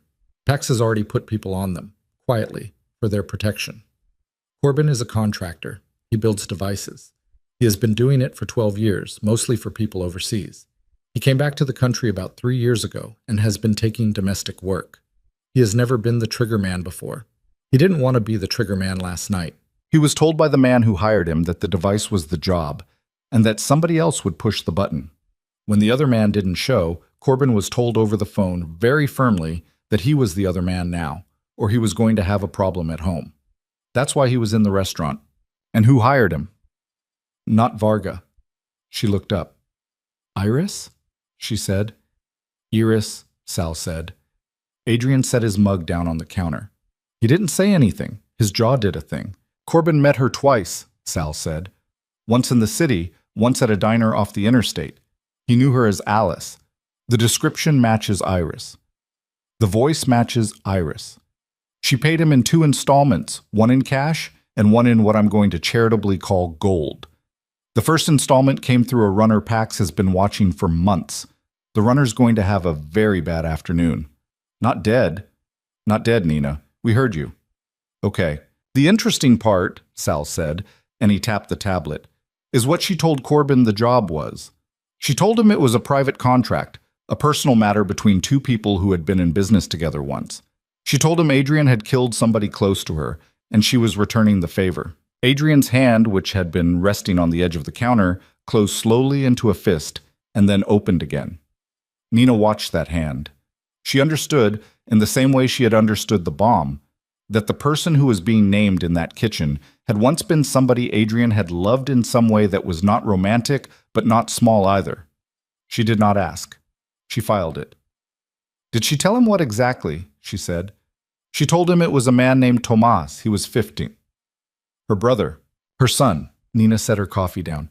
Adrian, she said, did you? No. Adrian, I didn't kill her son, Nina. I did not order it. I did not ask for it. I did not know it was going to happen.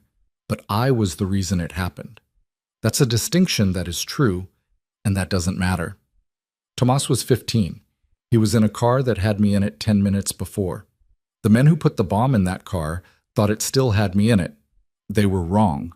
They'd already pulled the trigger. I got out at a stop 3 miles back, and I walked into a building, and Tomas took my seat because he was a kid who always took the best seat in whatever car Iris brought him to.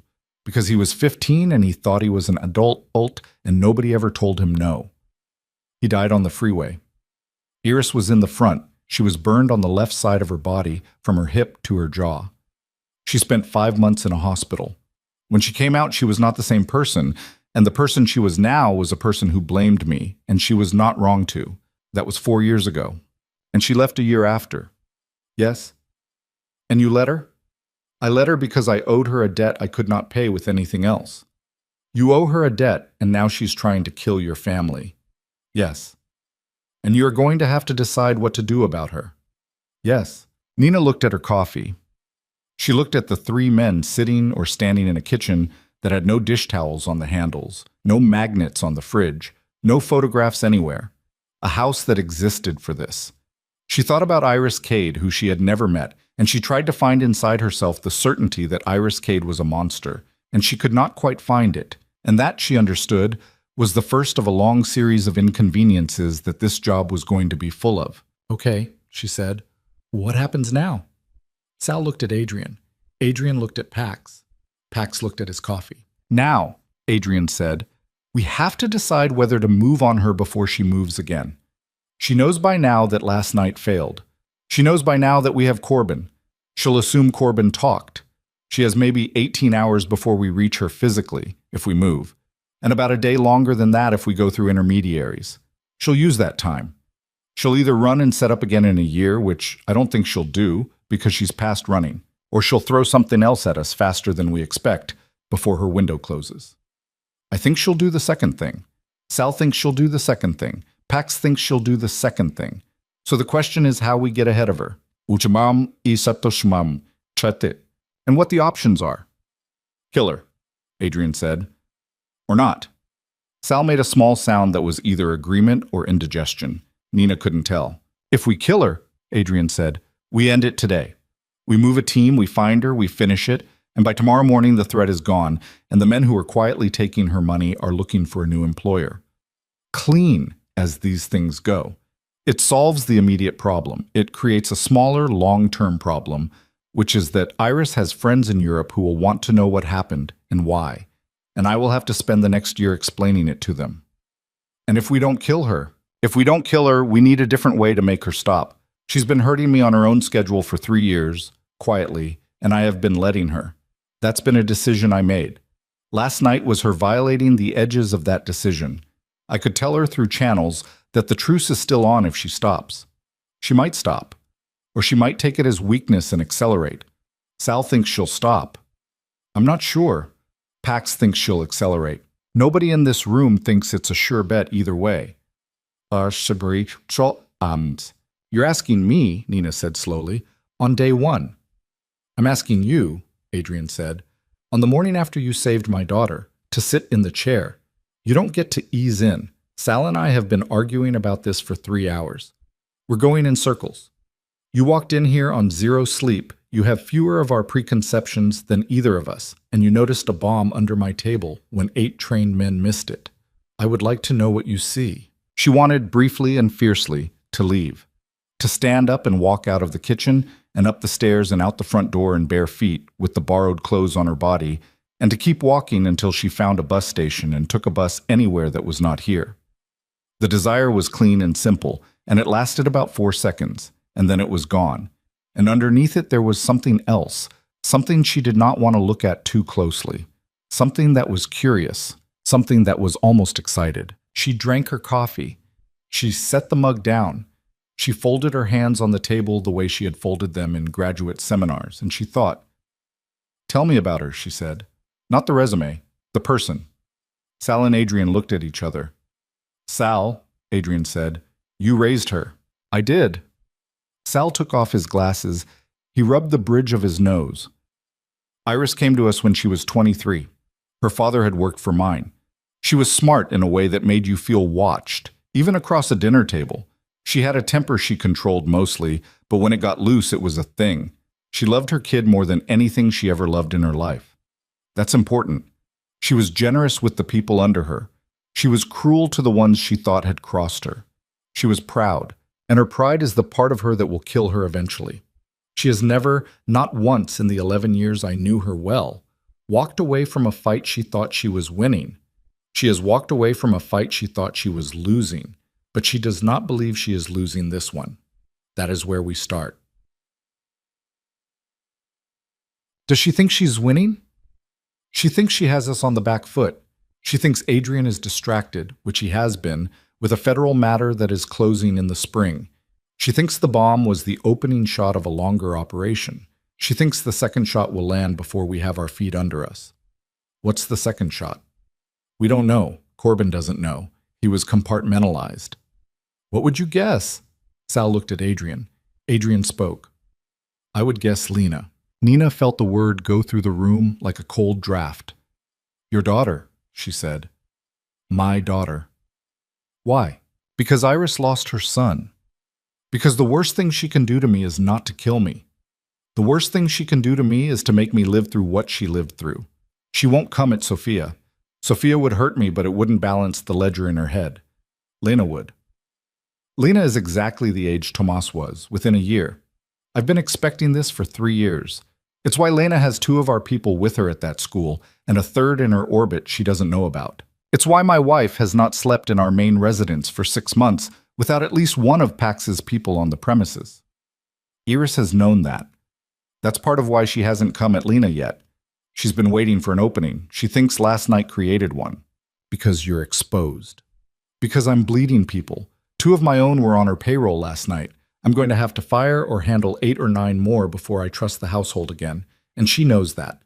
She knows my attention is going to be on cleaning my own house, which is exactly the window in which a move on Lena would be hardest to stop.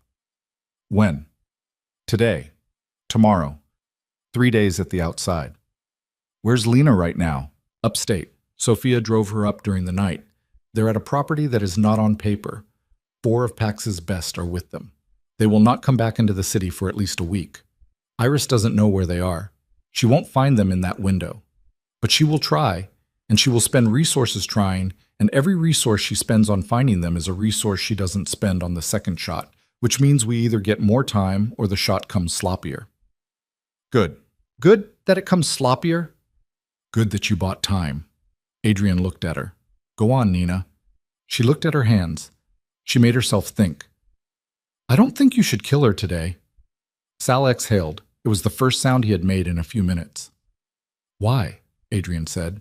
Because you're not ready to do it cleanly and you know it. You'd be doing it out of the adrenaline of last night. You'd be doing it because your daughter is away from home. You'd be doing it because Sal is tired and wants to finish this before he retires. All of those are reasons you'd regret in a month. Agreed. Go on. But I don't think you should leave her alone either. Because she won't stop, Sal. You know her. Does she stop? Sal's eyes were on her. They were thoughtful. She does not stop, he said, unless she has a reason that she herself accepts as a reason, and she will not accept a reason that comes from Adrian. Because in her mind, he is not a person who can give her a reason. He is the thing she is acting against. Any reason from him is a lie. Then the reason can't come from Adrian. No. It has to come from somebody else. Somebody she would hear. Yes. Who does she hear? Sal looked at the table for a long time. Me, he said finally. Maybe. On a good day. Not likely enough to bet a child's life on. Who else? Her brother. Her father. But he's dead. A woman named Beatrice, who was her closest friend for about a decade, and who broke with her over the methods thing at the same time I did. Beatrice lives in Lisbon now. She has a new life. She has made it clear she is done with us. I have not asked her for anything in 3 years. Would she come? Sal was quiet. For a child, he said. For Lena, maybe, if she was asked the right way, by the right person, at the right time. Then that's what you do, Nina said. Today, before noon. You call Beatrice, not Adrian, you. You tell her what happened last night. You tell her what you think Iris is going to do next. You tell her that the only person in the world who can get to Iris before she does something she can't come back from is her. You don't ask her to forgive you. You don't ask her to come back. You ask her to make one phone call. You ask her to tell Iris, in whatever words Iris would listen to, that if she takes Lena, Beatrice personally will not speak to her again. You said Iris was proud. The thing pride is most afraid of is being left entirely alone. If she loses Beatrice over this, on top of everybody else, she stops. Nina, Adrian said, I'm not finished. Okay. While Sal is making that call, you send Iris a message. Not through me, not through Pax, through a neutral. Somebody you both still respect. You tell her you know she did last night. You tell her you are not going to move on her today, not because you can't, but because you will not let her turn you into the man who killed Tomas. You tell her the truce is still on your end, if she wants it. You tell her that if she does anything to Lena, the truce ends, and you will come, and you will not stop. You do not threaten her otherwise. You do not insult her. You give her an out. You give her a way to keep her pride and stop. Adrian was watching her with an expression she couldn't read. And if she doesn't stop, he said, then you do what you were going to do. Just like that. Just like that. And I have not lost anything in the meantime? You've lost a day. 1 day. That's the price of doing it in a way you can live with in 5 years. I'm not asking you to be a saint, Adrian. I'm asking you to not be stupid. If you kill her today, you put 3 years of quiet between you and the federal matter at risk, because there will be a body of a woman who was in your organization for 11 years, and that will get federal attention, and it will get it right now. If you kill her in a week, with a reason and a paper trail and some distance, the attention is different. If you don't have to kill her at all, even better. You wanted me to notice things. I'm noticing that nobody in this kitchen has said the word federal in 40 minutes, and you are going to be indicted in some fashion within 90 days unless Sal is lying to me about the timeline, which he is not. You can't afford to do this the loud way. There was a long silence in the kitchen. Sal leaned back in his chair and looked at the ceiling. He whistled, very softly, through his teeth. Adrian, he said. Yes, Sal. You understand what just happened? I think so. She just sat down, without being asked twice. I know. And she's right. I know that too. Pax for the first time smiled. It was a small smile, and it went away quickly. He pulled out his phone. I'm going to start on the neutral, he said. You two sort out Beatrice. I'll tell Corbin we're moving him to a safer basement, and I'll stop breaking his hand. He stood up. He nodded at Nina. Ma'am? Nina? I'll remember. He went. Sal looked at Nina for a long time after Pax left. Adrian did not. Adrian had turned to face the window over the sink and was looking out of it at a small bare back garden where a crow was standing on a piece of flagstone with great dignity. Nina, Sal said quietly. Yes. I am going to tell you 2 things, and then I am going to make the hardest phone call I have made in 10 years, so please pay attention. Okay. The first thing is that what you just did in this kitchen is what the job is. Not every day, not every week. But when it matters, that is what it is. You walked in on the coldest version of a question, and you found the warm answer without pretending the cold one didn't exist. That is very rare. I have seen maybe 4 people in my life do it under that kind of pressure at that kind of age. One of them was a priest, who was not good at the parts of his job that priests are mostly supposed to be good at, and he drank himself to death at 50. 2 of them were women. One of them was Iris before she lost Tomas. So do not mistake what I am saying to you as flattery. I am saying it as a warning. People who can do this are not happy people. They see too much. They do not get to put it down. Okay. The second thing is that I said last night I would tell you what would make you leave if you were going to leave. I did that. I meant it. I will keep doing that. I am not going to be your friend, Nina. Not in the way that word usually gets used. I am going to be the person in the room who tells you when you are wrong, and I am going to do it whether you want to hear it or not, because that was my job for Adrian for 22 years, and it is now, as of this morning, my job for you. If you ever need me to stop, you will have to tell me. I will not notice on my own. I have never been good at noticing. But he held her eyes. His were tired. His were kind. Neither of those things she understood were excuses. Sal, she said. Yes. Thank you. Don't thank me. Make the call good. Sal, do one thing for me. Name it. Beatrice. When you call her, don't ask for Adrian first. Don't ask for the organization first. Ask for Lena first. Ask her to do it for a kid. Everything else after. That'll make the difference. I can hear it in the way you described her. Sal looked at her. His eyes got a little wet. Not much. Not enough for him to have to do anything about it. He stood up. He put his glasses back on. He patted her once, gently, on the shoulder with the flat of his hand, and then he walked out of the kitchen without saying anything else. Nina was alone in the kitchen with Adrian and the crow outside and her 3rd cup of coffee. He did not turn around for a long time.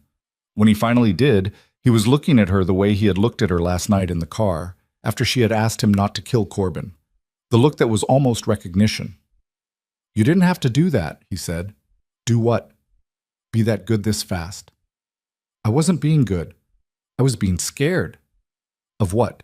"Of watching you make the wrong call because your daughter had been away from home for 9 hours and you hadn't slept. And I'd spent 3 years getting here, and I wasn't going to watch the man I'd finally got in a room with blow the one thing I was here to do in the first week." He almost smiled. It was the second half smile she had pulled out of him. She was starting to get a sense of the shape of his real one. It was narrower than she had expected. "What were you here to do, Nina?" "I don't know yet. I thought I did. I came here to ruin you, or to watch you ruin yourself and take notes. And now I think I'm here to keep you from ruining the thing you could still build, which is not a thing I forgive you for, by the way. I'm not saying any of this because I forgive you. I'm saying it because I read a lot, and because my mother is going to get a phone call from me this afternoon, and I need to be able to make it without throwing up, and because Sal was right. You're about to get yourself indicted and killed in the same week unless somebody in your orbit tells you to slow down. And I will be the person who tells you that. Not because I like you, but because what I want to do with my life, which is to ruin the machine that killed Daniel, I can't do by myself. I need you, and you need me, because you have been needing somebody like me for longer than you have admitted to Sal." Adrian looked at her. "That is a very specific list of reasons. I made it last night, in the bathroom. It's good work." "I know." They stood there. The crow outside bounced once and stayed where it was. "Nina." "Yes." "My word to you, the one I offered last night. I want to add to it." "Don't add too much. I won't believe it. Just this. If you stay, I will never lie to you. I will keep things from you sometimes when I think you aren't ready for them. I will tell you when I'm doing that. I will not pretend. If I ever lie to you outright, you walk. No consequences, no men on your street, no arrangement. You walk and you keep whatever you have learned, and I trust you to use it the way your conscience tells you to. That's the deal. That's the one I can actually keep." She thought about it. "Okay," she said. "Okay. One more thing. Name it. When you call Iris, through the neutral, I want to write the message. Nina, you already know what's in your head. You've been carrying it for 3 years. You'll put too much of yourself in it, or too little, and either one will get Lena killed. I don't know Iris. I never met her son. I'm not carrying what you're carrying. Let me write it. You can edit, but let me write it." Adrian looked at her for a long moment. His jaw did that thing again. Then he nodded, once, slowly. "Write it," he said. "I'll read it when it's done. I won't change a word without talking to you first." "Okay." "Nina." "Yes." "Welcome to the chair." She picked up her coffee. It had gone lukewarm. She drank it anyway. Outside the window, the crow on the flagstone looked up at the sky, cocked its head, and then, on some decision she would never understand, lifted off in a slow, heavy beat of black wings, and was gone. Nina sat down at the kitchen table. She pulled her notepad out of the pocket of her apron, which she had brought downstairs without thinking. The little pen was still clipped to the cover. She opened to a fresh page. She began to write a message to a woman she had never met, a woman who had lost a son, a woman who was 12 hours away from losing the last thing she had left if somebody did not speak to her in the only language she had agreed, a long time ago, to hear. Behind her, Adrian Voss poured himself another cup of coffee and watched her write, and did not say a word. The message Nina wrote took her 40 minutes, and most of those 40 minutes were not spent writing. They were spent crossing things out. She wrote it on the small lined page of her server's notepad with the pen she had used 1,000 times to write medium rare, no onions, side of aioli, and the first 3 drafts were bad. The first one was too cold. It read like a lawyer had written it, and Iris Cade would have laughed at it and lit it on fire. The second one was too warm. It spoke about Tomas, and Nina understood as she was writing the sentence that she had no right to speak about Tomas, and that if the message contained a single word about him from a mouth that had never known him, Iris would take it as a provocation and Lena would be dead in 24 hours.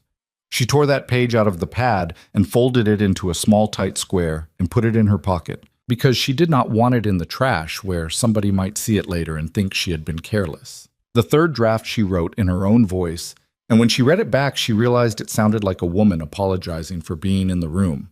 She tore that one out too. The fourth one she wrote for Adrian. Not as Adrian, for him. She wrote it in the voice of a man who had been carrying a debt for 4 years and had run out of ways to pretend the debt was not the center of his life. She wrote it without excuses. She wrote it without flinching. She wrote it to a woman who had every reason to hate the person sending it and who would read every word as if the words themselves were carrying weapons. "I'm not asking you to forgive me," the message began. "I never will. I'm asking you, before you do the thing you are about to do, to consider that the person you will become the day after is not the person Tomas would recognize. I know what I am. I am not telling you what I am to make you smaller. I am telling you because I have had 3 years to look at it, and you have not. And you deserve to know that the road forward is not what it looks like from where you are standing. If you move on my daughter, I will come for you, and I will not stop, and I do not want to do that. I owe you more than that. I owe you the debt I still owe Tomas. I have not paid it. I will not pretend I can. But I'm asking you, on the strength of what we were to each other for 11 years, to take the truce that is still on my end. No conditions, no counter, not even an answer. Just stop. If you stop, you will never hear from me again about this, and I will spend the rest of my life making sure the men who put Tomas in that seat do not die in their beds. And that is a promise I will keep whether you ever know it or not. If you do not stop, I will understand, and I will do what I have to do, and there will be no hatred in it, because there has never been hatred in it. Only the oldest grief either of us has ever carried. It is your choice. I am sorry it has always been your choice. I am sorry for everything that made it yours." She handed the notepad to Adrian without saying anything. He read it standing at the counter, and he read it twice, and then he set the notepad down and walked to the kitchen window. He stood there for a long time with his back to her. She could see his shoulders moving, just a little, under the white undershirt. She did not know whether he was crying, and she decided she did not have a right to know, and she looked away. "Don't change anything," he said finally. "Okay?" "Not one word." "Okay. Where did you learn to write like that?" "Comparative literature." He laughed. It was a short laugh.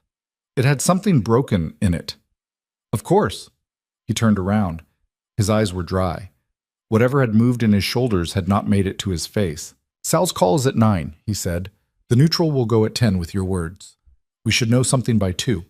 If Iris is going to do the second thing, she'll either do it today or she'll wait a week. The window narrows after 6 p.m. If we get to midnight without movement, we're probably clear for the weekend. And if we get to next week? If we get to next week, it means she read the letter and didn't hate it. It doesn't mean she accepted it. She'll take time. She may take months. But if the immediate window closes, it closes because of what you wrote. Just so you know." Nina nodded. She didn't know what to do with that. She folded the notepad closed. She put it back in the apron pocket. Sal came back into the kitchen at 8:45. He had showered. He had put on a different shirt. The hand tremor was gone, or he had gotten it back under whatever latch he kept it on. He looked at Adrian, and he looked at Nina, and he said, "Beatrice will call at 9:15 her time, noon ours." She agreed to try. She did not agree to succeed. She made me promise 3 things before she would do it. I said yes to 2, and we compromised on the third. I will tell you about them later when it matters.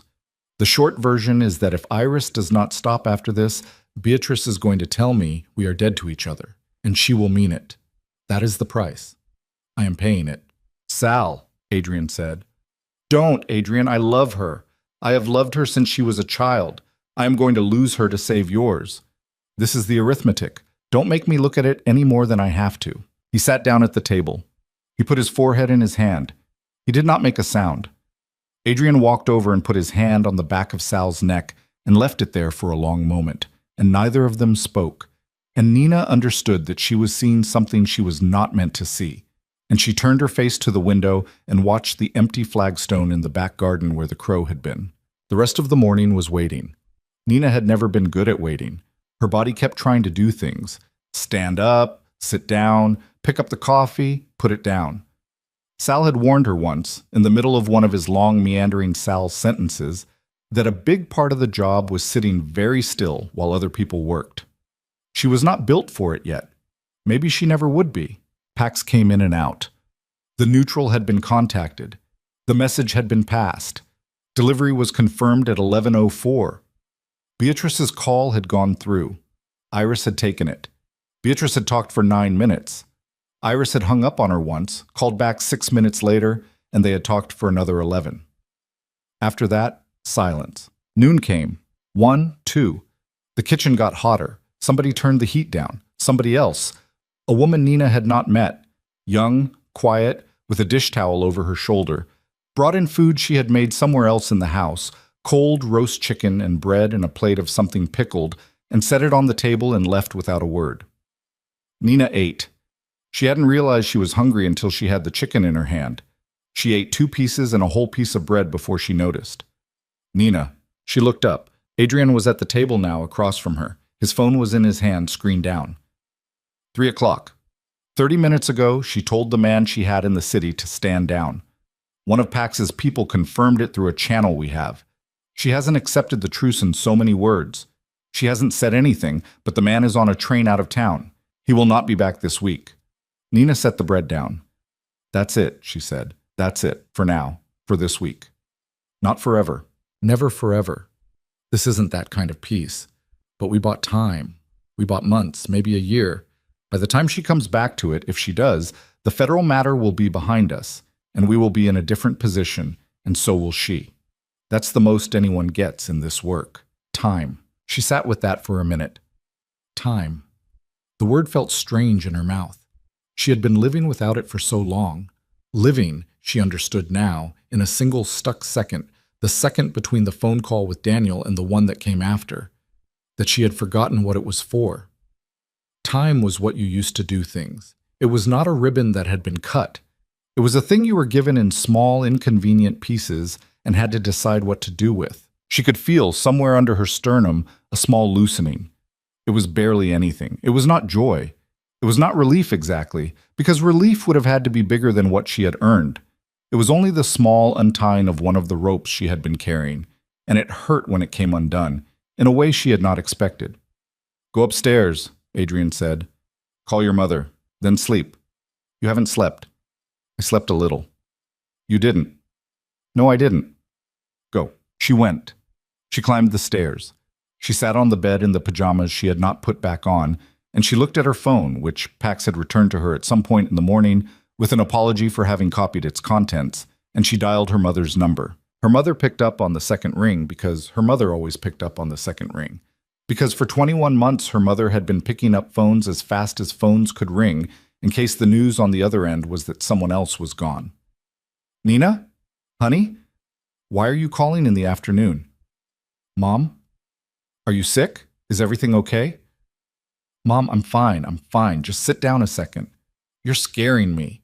I know, just sit down. It's nothing bad. Or, it's not bad for me. I'm okay, I'm good. Are you sitting? I'm sitting. Okay. She did not know how to say it. She had been thinking about how to say it for 4 hours, and she still did not know. There was no version of the sentence that was going to fit in her mother's ear the way she wanted it to. I quit the restaurant, she said. Oh, Nina, it's not what you think. I got a different job, a better one. I'm going to be working for a company, a consulting firm. I can't talk about it much on the phone. I'm going to be traveling a lot. I wanted you to know before you got worried about not hearing from me every day. A consulting firm. Yes. Nina. Mom. Her mother was quiet for a long moment. Her mother was 62 years old. Her mother had raised 2 kids on a paralegal salary after Nina's father had left the first time. Her mother had been a paralegal for 31 years, which was to say, her mother had been reading between the lines of what people told her for 31 years, and her mother was not an idiot.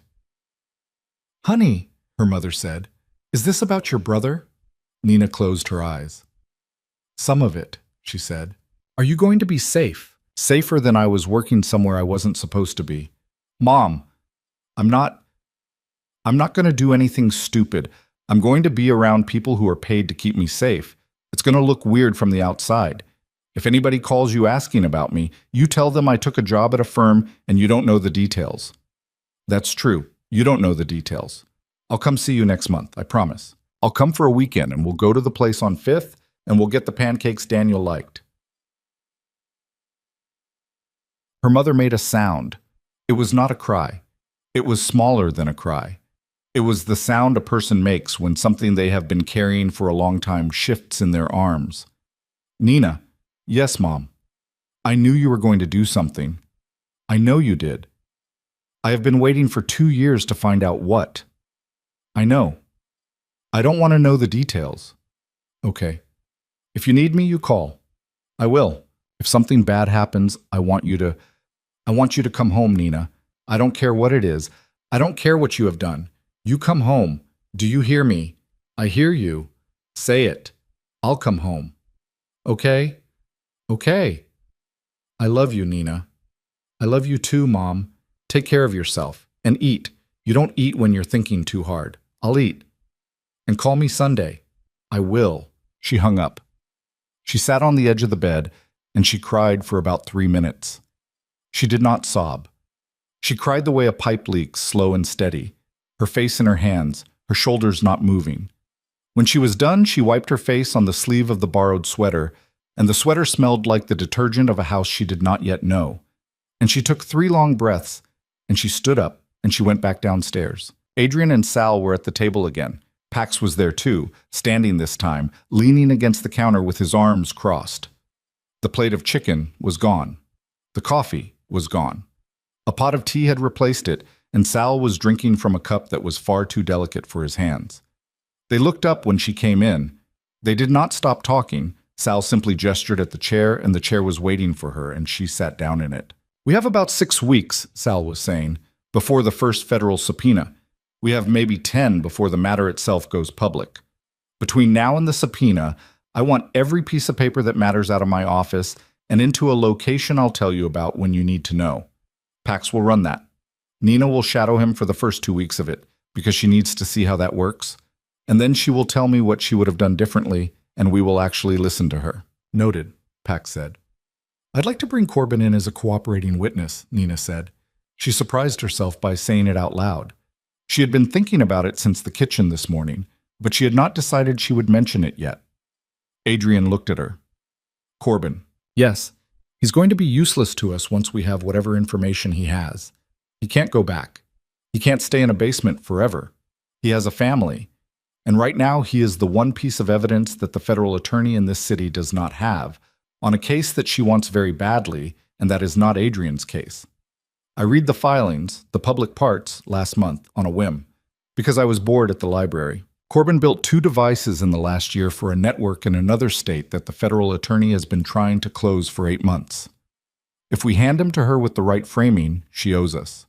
She isn't going to love it, but she will.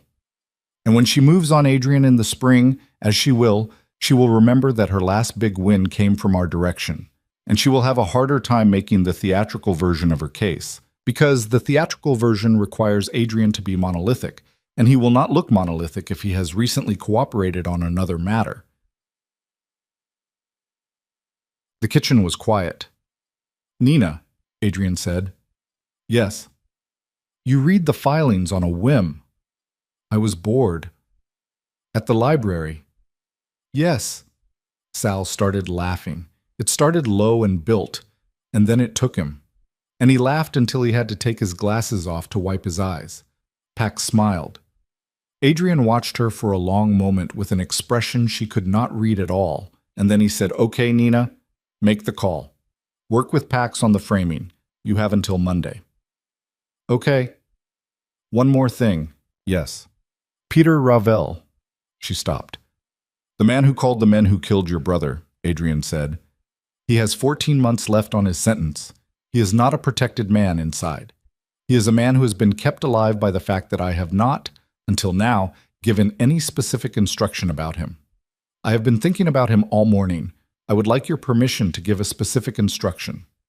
Nina did not answer for a long time. She thought about Daniel. She thought about the parking garage. She thought about the detective with the bad dye job. She thought about the second floor of the library at the university, where she had spent 4 years before any of this, reading novels about people who made terrible choices and came out of them changed in ways that were supposed to mean something. She thought about her mother on the other end of the phone, a minute ago, saying, "You come home." "No," she said. Adrian did not move. "No? No.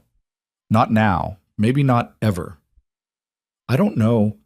I need to not have that on the first week. I need to not have that on me while I am learning what this job is. And I don't know how to say this so it doesn't sound soft. I need to know that I can make a different choice about different men later. If the first choice I make in this chair is to have a man killed in a prison, then I will make every choice after it wondering whether I am only making it because that was the first one. I want to make that choice cold if I make it. I want to make it because I thought about it for a year, not because I was on no sleep and I was grateful to you." Sal looked at Adrian. Adrian looked at Nina. "Okay, Nina," Adrian said. "Ravel lives. For now. For now." "Okay. Sal?" "Yes, Adrian." "Make a note." "I don't need a note for this one." "No, you don't." They sat there for a little while. Pax left to start on Corbin. Sal poured himself more tea with hands that had gotten steadier again. Adrian did not pour anything. Adrian just sat. After a while, Sal said softly, "Nina, yes, you're going to be very good at this, and it is going to cost you things you have not counted yet. I want to say one thing to you while Adrian is in the room so that he hears it too, because he will not say it to you himself, and I want him to be reminded of it when you are not thinking about it. Okay, the cost. You will look at it in a year and you will think you chose it. You did not. You did not choose any of the parts of it that will hurt the most. You chose the first step. That is all any of us ever chose. Everything after is the shape of the road, and the road is narrower than it looks at the start. So when you find yourself 2 years from now, 3 years, having done things you would not have believed you would do, I want you to remember that what you chose was a step, and the step was a good one, and the rest was the road. Do not carry the road, carry the step. Adrian across the table closed his eyes for just a second. He opened them again. "I've been needing to hear that for 22 years, he said. "I've been needing to say it for 22 years. "You said it to me plenty." "Not this way." "No, not this way." Nina looked at her hands. They were still. She had not noticed when they had stopped being cold. Later, weeks later, months later, in some version of the story that was still being written, she would remember this afternoon as the last one that belonged clearly to her old self. Not because anything changed drastically after it.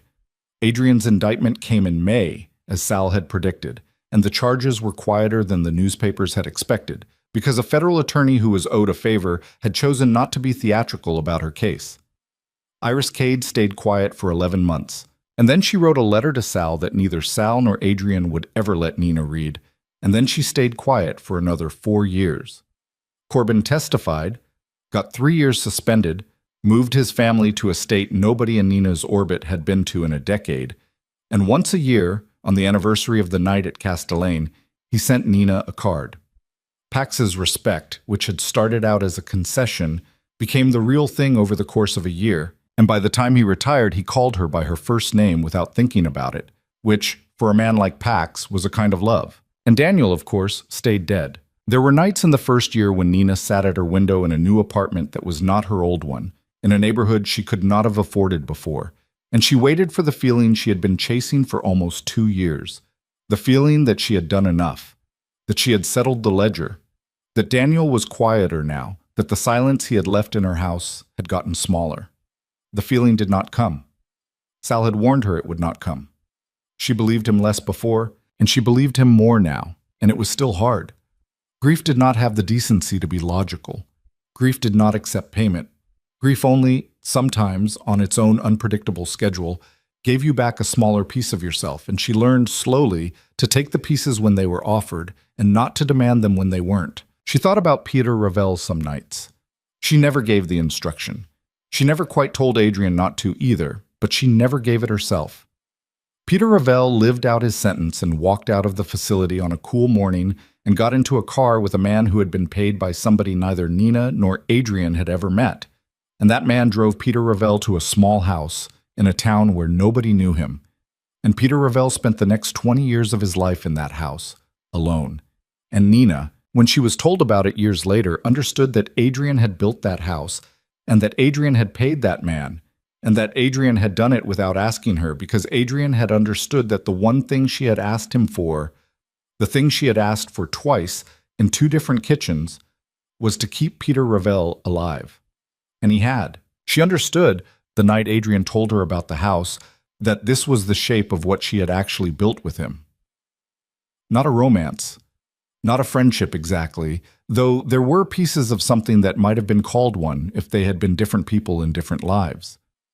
What she had built was a set of rules, slowly, over a long time, by saying no in small ways and yes in larger ones, and by refusing, even on the nights when it would have been easier, to become the version of herself that the work kept offering her. She did not always win. She wanted to say she did. She had not.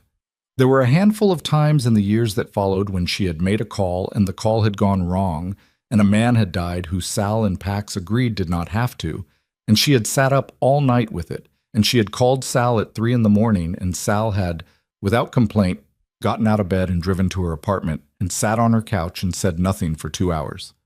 That had happened 3 times. She remembered all 3 of the men.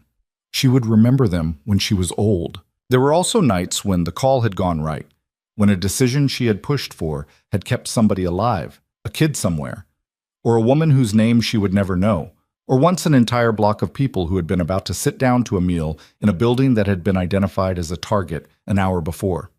And those nights, she allowed herself to feel proud, not in the big way, not in the way that would have made Sal wince, in the small way, in the way that was the size of one breath.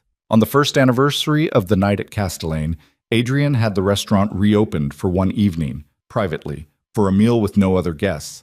It was him and Sophia and Lena and Sal. And Nina. Marco was still the manager.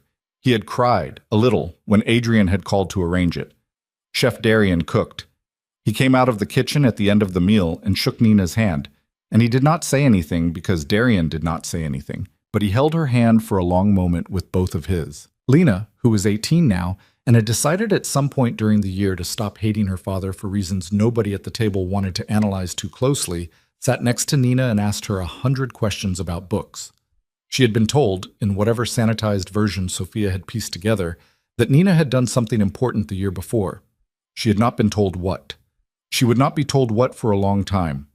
She asked Nina what she had been reading in the library before, and Nina told her, and Lena wrote some of the titles down on a napkin, and Nina understood, watching her write, that the girl she had saved was now going to carry a small piece of her into whatever life she ended up living, and that was also a thing worth having done. Sophia Voss, at some point in the middle of the dinner, reached across the table and took Nina's hand, and Sophia said, "Nina, you know what I think about every day."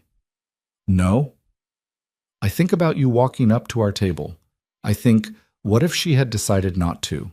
And every day I decide to be a better version of myself because of it, and every day I don't quite make it, and every day I try again. I wanted you to know that."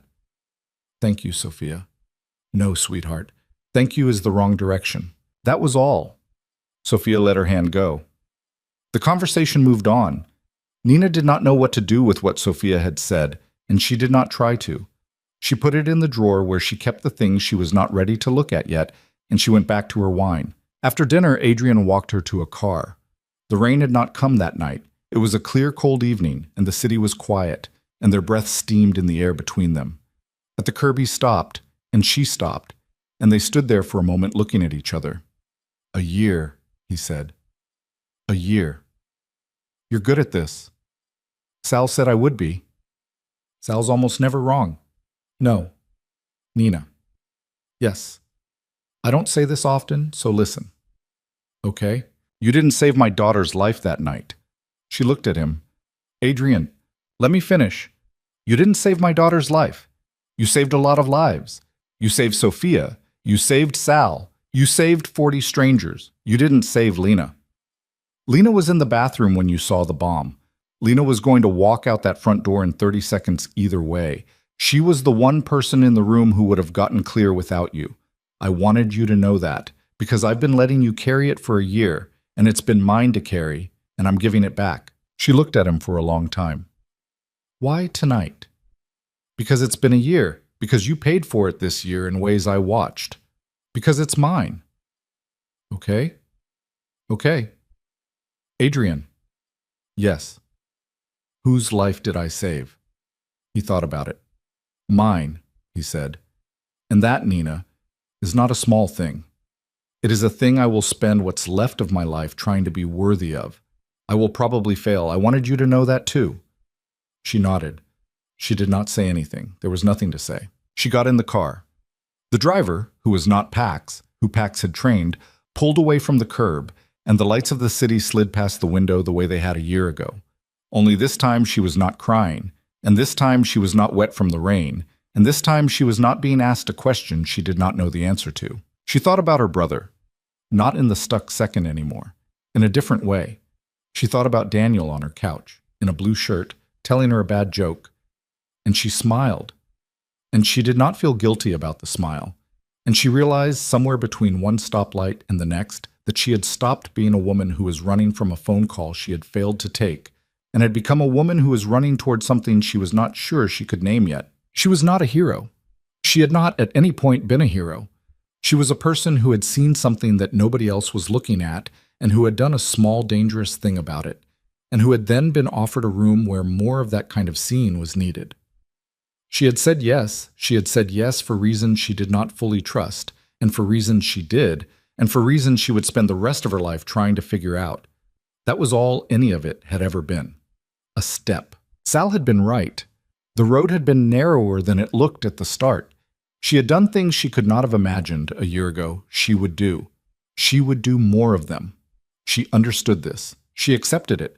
She also understood that there was still, underneath everything, a woman who read a lot, a woman who had loved her brother, a woman who made her mother laugh on Sunday phone calls, a woman who had once burned her hand on a skillet in her first month at Castellane and had kept the small scars a reminder that she had been there, that she had lived through that version of her life too. She was going to keep that woman alive. That was the work. Not the phone calls, not the meetings, not the careful, cold rooms where she now sat at the right hand of a man the papers called a kingpin. The work was keeping the woman who read a lot alive, inside the woman who sat in the rooms. The work was carrying both of them, together, for as long as her legs held. The car turned a corner. The city opened up in front of her. Somewhere, a long way away, a crow lifted off a piece of stone she would never see, and the wings of it beat the air, heavy and black, and the sound of that beating was something only it could hear. Nina Hale closed her eyes, and she breathed in, and she breathed out, and for the first time in almost 3 years, it came easy.